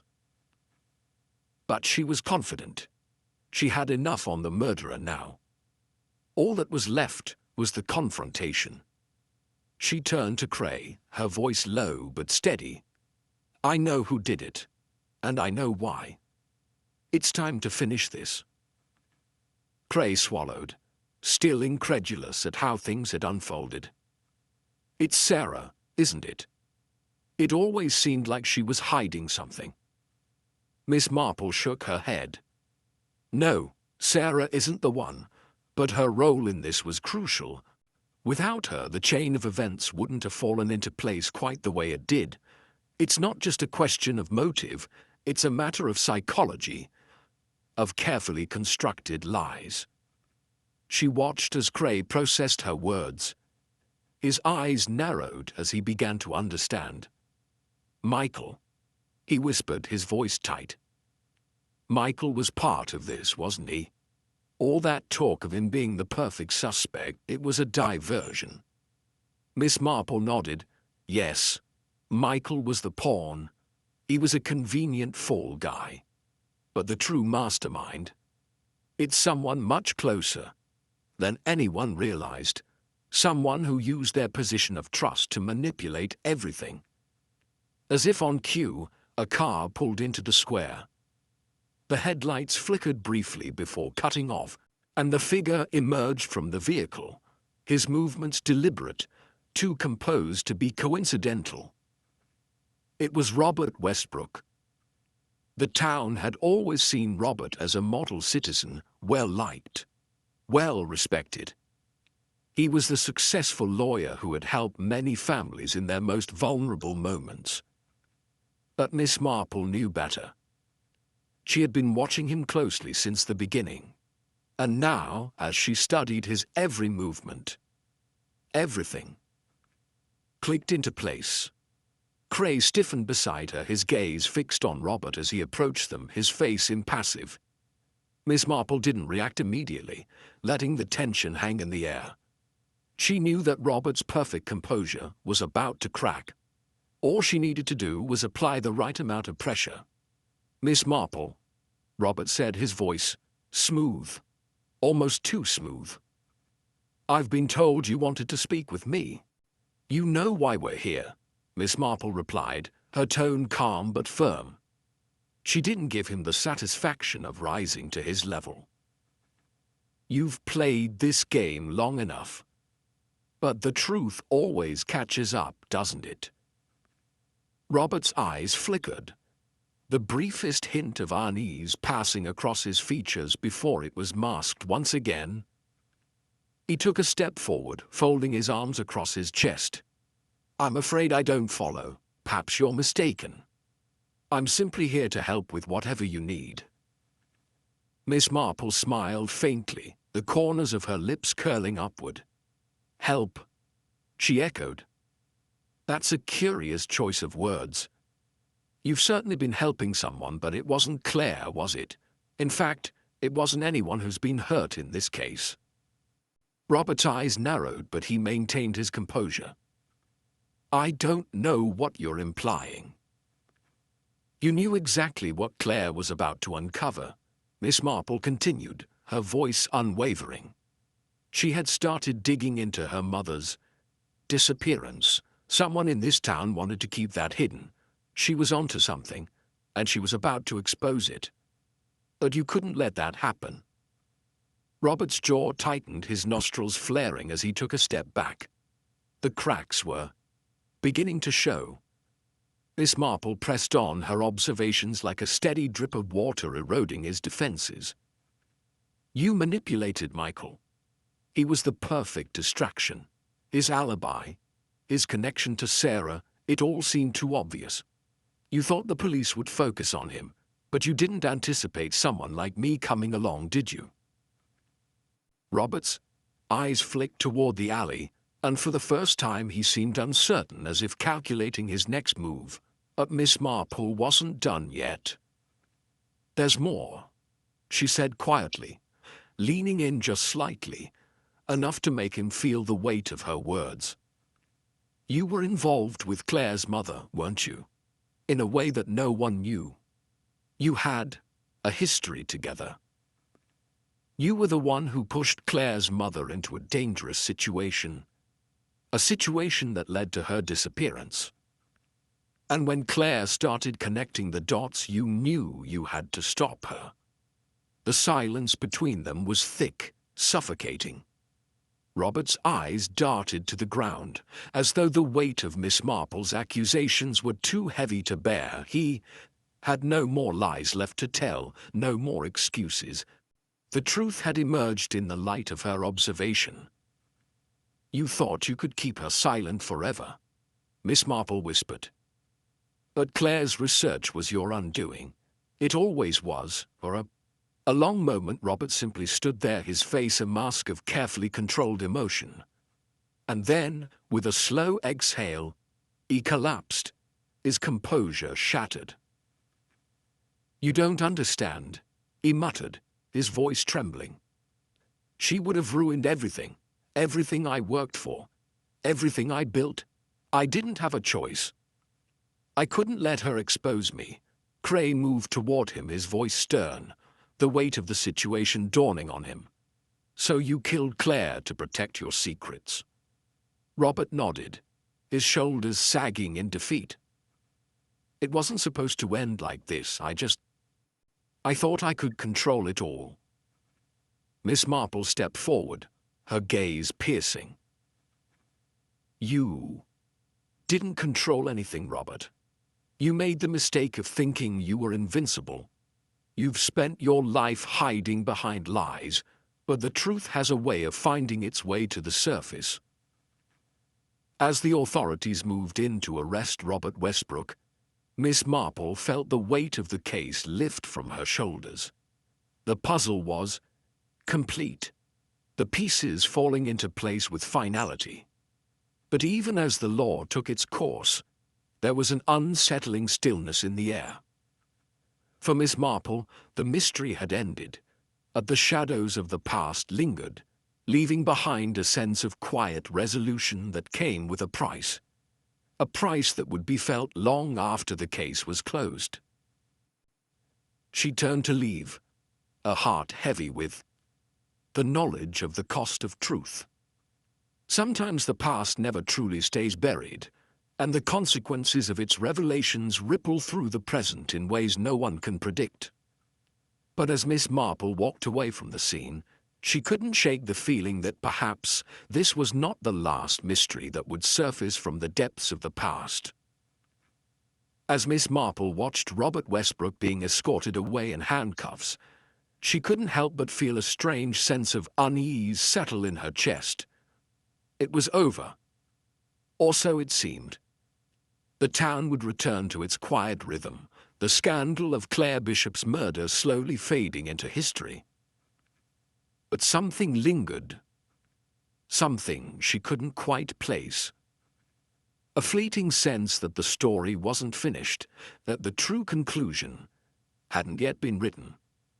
Cray, standing beside her, looked over at Miss Marple, his face a mixture of relief and exhaustion. "It's finally over. We did it. The case is closed." Miss Marple nodded slowly, her mind still working, turning over every detail, every conversation. "Yes, it's over. For now." He glanced at her, puzzled. "What do you mean? We've got the killer. We've uncovered the motive, the lies.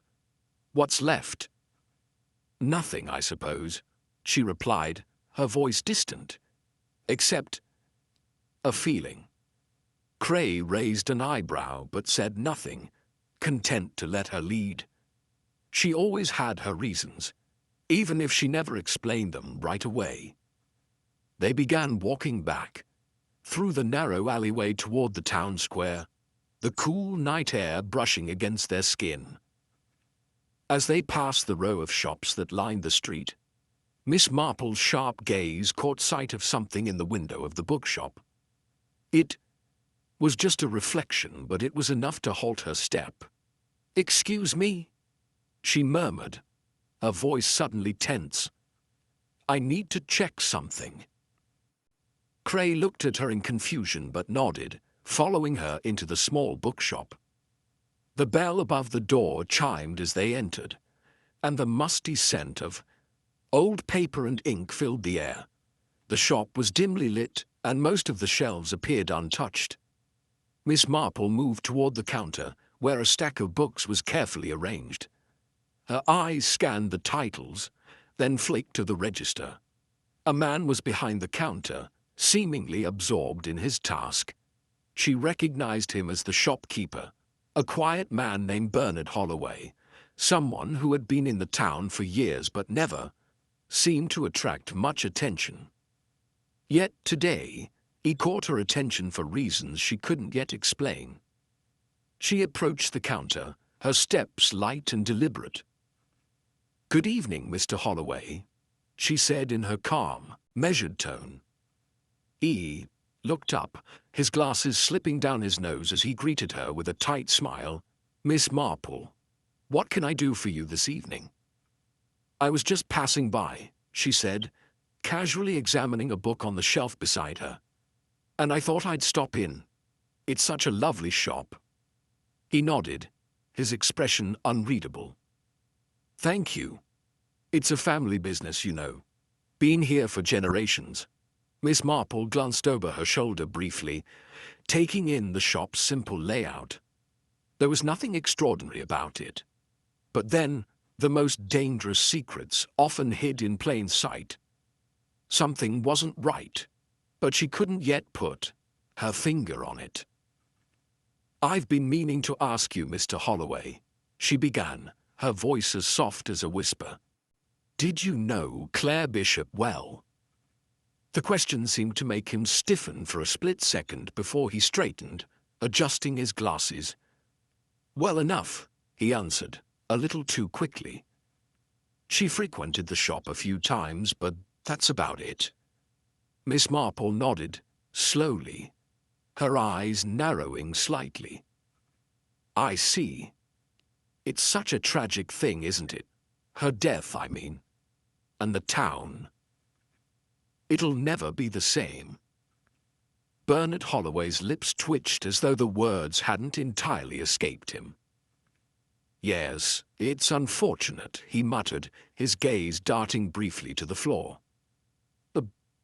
"What does that have to do with me?" "I think you know," Miss Marple said gently, her voice never rising but holding a weight of certainty. "You see, the problem with keeping secrets is that they always come to light in the end." There was a long pause. Then, with a quick, startled motion, Bernard Holloway straightened, his face blanching. He didn't speak, but his panic was written all over him. It was subtle at first, a twitch of his hand, the slight shift of his posture. But Miss Marple caught every movement. The man was hiding something. She had no doubt. Before she could continue her questioning, the door to the bookshop swung open with a creak, and a familiar face stepped inside. It was Sarah Cartwright, the young woman who had been Claire's best friend and one of the key witnesses in the case. She'd been evasive during the investigation, often acting more nervous than anyone else. Miss Marple's mind immediately began to race. Sarah looked between Miss Marple and Bernard, her eyes widening when she saw the tension in the air. "What's going on?" she asked, her voice edged with unease. "Nothing," Miss Marple replied smoothly, but there was an edge to her voice now. "Just a conversation. You know, Sarah, when you've been around people for long enough, you begin to notice certain things, little details that seem insignificant at first, but eventually they form a picture." Sarah shifted her weight uncomfortably but didn't say anything. Miss Marple, however, wasn't finished. She turned back to Bernard, her expression softening, slightly, but her words sharp. "You see, Bernard, when you told me that you only knew Claire well enough, I was curious. I remember Claire mentioning you in passing. She didn't seem to think very highly of you. In fact, she said something about an old argument the two of you had, something to do with a business deal gone wrong." Bernard froze, his eyes flickering nervously as he tried to hold her gaze. His breath hitched, and Miss Marple noticed the way his fingers gripped the edge of the counter, his knuckles turning white. "And then," Miss Marple continued, her voice gaining strength, "there's the matter of the book you gave Claire right before her death. She mentioned it to Sarah, but strangely, It never turned up among her belongings. "Do you remember that book, Bernard?" For a moment, Bernard stood speechless, his eyes darting between Miss Marple and Sarah. It was clear now, his deception had been carefully constructed, but it was unraveling fast. I don't know what you're talking about," he said, his voice shaky, but Miss Marple could see the lie behind his words. His pulse had quickened, his breath coming in shallow bursts. It was only a matter of time before he cracked. "I think you do," Miss Marple replied, her voice calm but firm. "You're the one who gave Claire the key piece of the puzzle. You're the one who—" Before she could finish, a sudden, sharp cry echoed from the back of the shop. Sarah's face went pale as she turned to see what had caused the noise. It was a thud, followed by the distinct sound of something heavy hitting the floor. The shopkeeper's eyes widened in horror as he turned towards the back room, his face now etched with panic. Miss Marple's instincts were sharp. Something wasn't right. She moved quickly towards the sound, pushing past Sarah as the two of C. Them followed Bernard, whose footsteps grew frantic with each passing moment. But when they reached the door to the back, Miss Marple paused. It wasn't a physical obstacle that stopped her. It was a realization that hit her with the force of a freight train. This case, far from being solved, had only just begun. The truth was far more tangled than anyone had imagined, and Bernard Holloway was only the beginning of the web they were all tangled in. As she slowly pushed open the door, she felt a chill race down her spine, knowing that what lay ahead would reveal secrets darker and more dangerous than she had ever thought possible. The door creaked open, and Miss Marple stepped cautiously into the dimly lit back room, Cray and Sarah following closely behind.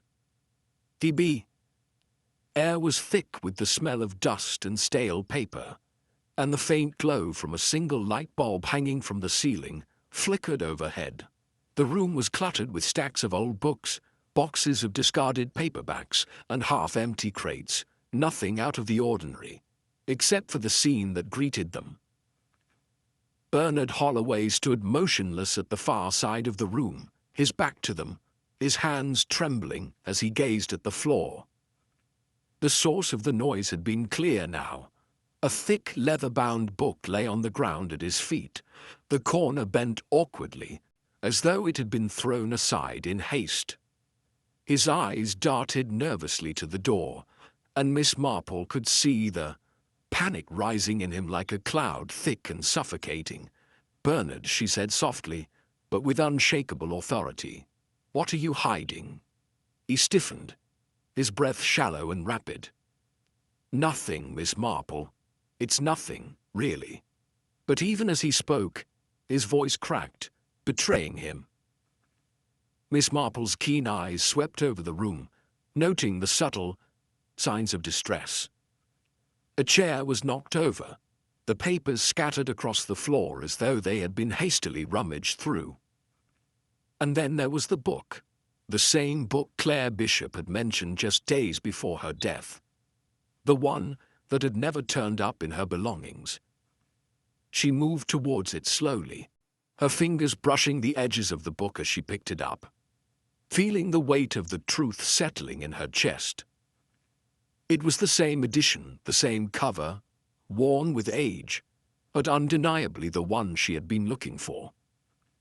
She looked up at Bernard, who was now visibly shaking, his mouth opening and closing, as though searching for words, any words to explain himself. "You gave Claire this book, didn't you?" Miss Marple asked, her voice low but steady. "You gave it to her knowing it would lead her straight to the heart of your secrets." Bernard's eyes widened, his panic turning to desperation.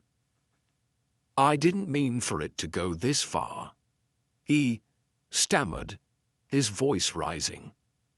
"It was just a mistake. I never meant for anyone to get hurt." Cray stepped forward, his brow furrowed. What do you mean by that? What exactly was in the book? Bernard's gaze shifted from Cray to Miss Marple, and for a moment, he seemed to reconsider the lies that had served him so well up until now. He took a deep breath, then spoke, his voice barely above a whisper. "It's not what it seems," he confessed. "Claire wasn't just a random victim. She was the one who discovered what was going on.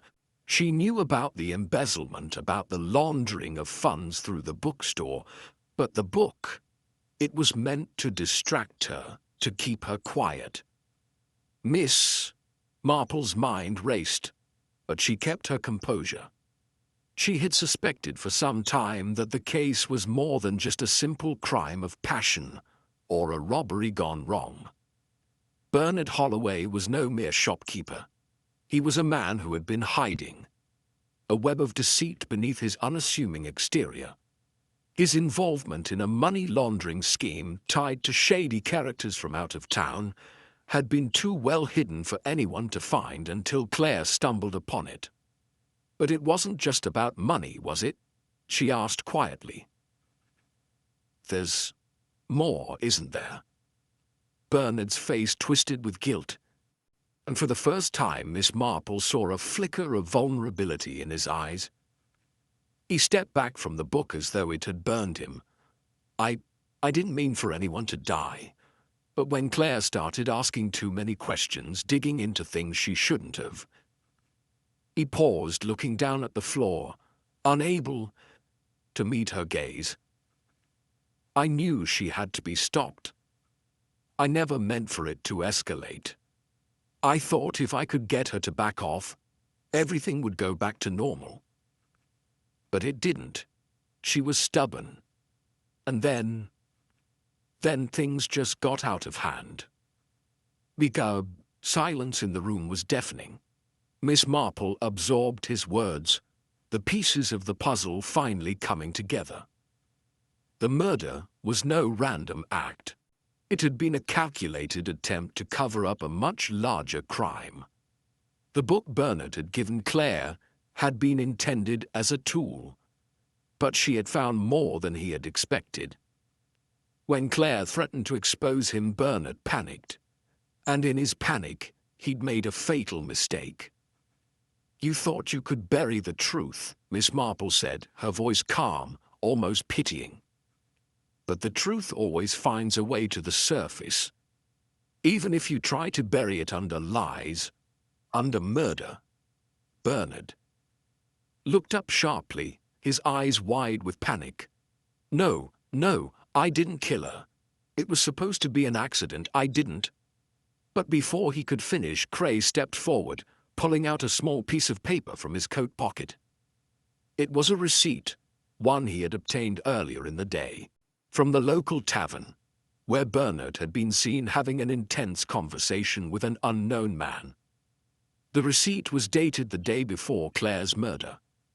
"I think this will help clarify things," Cray said, holding the paper in front of Bernard's face. "This is from the tavern where you were seen talking to someone who matches the description of an associate from your past. Someone connected to the money laundering scheme." Bernard's face drained of color, and his lips trembled as he stared at the receipt, his eyes darting from Cray to Miss Marple. "It's true," he whispered, barely audible. "But I didn't kill her. It was him. The man I met that night. He was the one who did it." Miss Marple took a step back, her mind working quickly. The pieces were falling into place, but there was something about Bernard's behavior that didn't sit right with her. He was too quick to point the finger at someone else, too eager to shed the blame. "I don't think so, Bernard," she said quietly. "I think you're lying again. You're so focused on distancing yourself from the murder, you've forgotten the most important thing." Bernard opened his mouth to protest, but Miss Marple held up a hand, silencing him. See, there's one detail you overlooked. You tried to cover up the money laundering, but Claire's murder wasn't just about that. It was about you protecting your own reputation.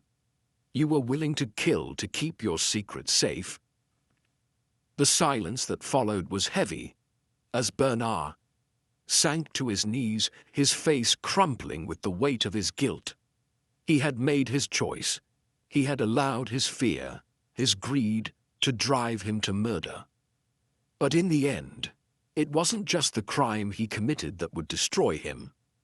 It was the truth Miss Marple had uncovered piece by piece that would bring him down.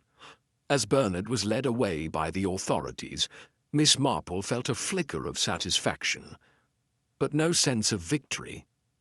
Justice had been served, yes, but there was something hollow about it, something unfinished. Even with Bernard in custody, the web of lies he had spun was far from unraveled. There were others involved, others who would continue to hide in the shadows. The detective glanced at Cray, who stood by silently, his face reflecting the same exhaustion Miss Marple felt. "It's over for Bernard," she said softly. "But the story, I'm afraid, is far from finished. This is just the beginning." And with that, Miss Marple turned, her mind already working on the next steps. The truth had been revealed, but the game was far from over. The hunt was still on for the others who would help Bernard keep his dark secrets. And she, as always, would be there, one step ahead, as the puzzle pieces continued to shift. The day had grown dim, the last traces of sunlight fading behind the blue horizon, as Miss Marple stepped out of the cluttered back room of Bernard Holloway's bookstore. Her shoes clicked softly against the old cobblestone street as she made her way down the narrow alley, her mind still sifting through the pieces of the case. Despite the satisfaction of seeing Bernard in custody, there was a nagging feeling, a loose thread she couldn't ignore. She had solved the murder, no question there. But something lingered. Cray, who had been silent for much of the afternoon, walked beside her, his face unreadable. He had been an ally in this investigation, his experience in law enforcement invaluable. But Miss Marple sensed he wasn't fully satisfied either. They had reached a conclusion. But both knew too well that in this line of work the end of one case was merely the beginning of another. "You don't seem pleased," he said quietly, almost as if he were reading her thoughts. "I'm not sure I am," she replied, glancing up at him. Her gaze lingered on his face for a moment, noticing the faint lines of wariness around his eyes, the same ones she could feel pressing on her own. "The pieces have fallen into place, but something's off. I can't quite put my finger on it." Cray sighed, his hand running through his hair. "It's over, Miss Marple. Bernard's behind bars. The money laundering, the murder. It all leads back to him. It's done." She gave a faint shake of her head. "Done, yes. But complete? No." Her voice trailed off as her eyes followed the path ahead. The book he was so desperate to hide. It was never about the book itself, was it? It was a means to an end, to distract, to mislead. But why did Claire, of all people, have to be the one to find it? She wasn't just a casualty in a cover-up. She was carefully chosen. Cray stopped for a moment, his face now serious. "You're suggesting Bernard had a personal reason for targeting her, beyond the money?" "Perhaps," Miss Marple mused, her thoughts swirling, "but I suspect it was something deeper. A message, perhaps. The connections were all there, Cray. The people Bernard met with in that tavern. The strange timing of the murder. It wasn't all coincidence. There's something else. Something that didn't fit." She turned her attention to the side street. They were walking down, the shadows growing longer, the night creeping in. The air felt heavier, as though it carried the weight of all the unresolved questions still hanging in the air. The city seemed quieter now. the last few pedestrians hurrying along, casting fleeting glances at the pair as they walked in silence. "I think we've only uncovered the surface of something much bigger," Miss Marple continued. "Bernard may have thought he could erase everything. But there's always something left behind, a clue, a word, a mistake." Cray was about to respond, but Miss Marple's sharp gaze caught something, a detail that had slipped by unnoticed until now. A small scrap of paper, crumpled and discarded in a trash bin beside them, fluttered in the evening breeze. It was nothing at first glance, just a scrap. But her instincts screamed that it was more than it appeared. Without thinking, she bent down, her fingers delicate as she retrieved it. The paper was torn, the writing smudged, but one word stood out: redemption. The rest of the message was indecipherable, smudged from the rain, but that single word carried weight. It tugged at her, unsettling something deep within. She turned the scrap over, but there was nothing more. "Miss Marple?" Cray asked, his voice tinged with confusion. She looked up at him, her brow furrowed, her mind racing. "I thought we were finished with Bernard," she said slowly. "But it seems there's still a thread to follow." Cray's expression hardened. "What do you mean?" "This." She held up the crumpled paper, her fingers tracing the edges of the word. "It's a message. Redemption. Why would Bernard or anyone involved leave something like this behind? It doesn't add up. It's too deliberate to be an accident." He studied the paper for a moment, then shook his head. "You think someone else is involved? That Bernard's not the only one?" Miss Marple's eyes narrowed. "I think Bernard's just the tip of the iceberg. There's someone behind him, someone manipulating him. He wasn't acting alone. And that message, it's a clue. The question is, who's it for?" The more she thought about it, the more she was convinced this wasn't just about money. It wasn't even just about the murder. There was a larger picture here, one she had only glimpsed. The cryptic note, redemption, felt like a key, like a breadcrumb leading her down a path she had yet to fully uncover. But the question was, who had left it? Was it someone connected to Bernard's past, a person from his criminal dealings, or someone who had been pulling strings from behind the scenes? As they continued down the street, the silence between them felt heavier than before. Cray could see that Miss Marple's thoughts were far away, her mind already on a new trail. "There's one other thing," she said after a long pause. "This word, redemption. It doesn't just suggest a second chance or atonement. It could also imply something darker, a reckoning, a payment for sins, perhaps." "Do you think this is about vengeance, then?" Cray asked. Miss Marple glanced over at him, her face unreadable. "I think we're dealing with a much more complex story than we originally thought, Cray. The forces at play here are deeper than mere greed or revenge. Whoever is behind this, whoever left that message, wants something more, something far more than money." The two of them continued walking, the weight of their conversations settling around them. As they neared the end of the street, Miss Marple paused for a moment, her gaze lingering on the quiet buildings around them. The night seemed to stretch on, full of secrets still hidden, of puzzles waiting to be solved. And then, as they reached the corner, Cray noticed it. A flicker of movement. In the alleyway across the street, a figure standing in the shadows watching them. Just as quickly as it appeared, the figure vanished, swallowed by the darkness. Miss Marple felt a chill run down her spine. She didn't speak, but her mind was already working. The game wasn't over.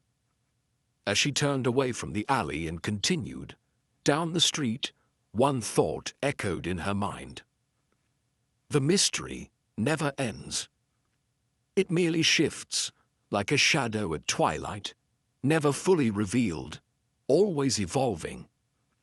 And as the night deepened, Miss Marple knew the answers were out there, waiting. They always were.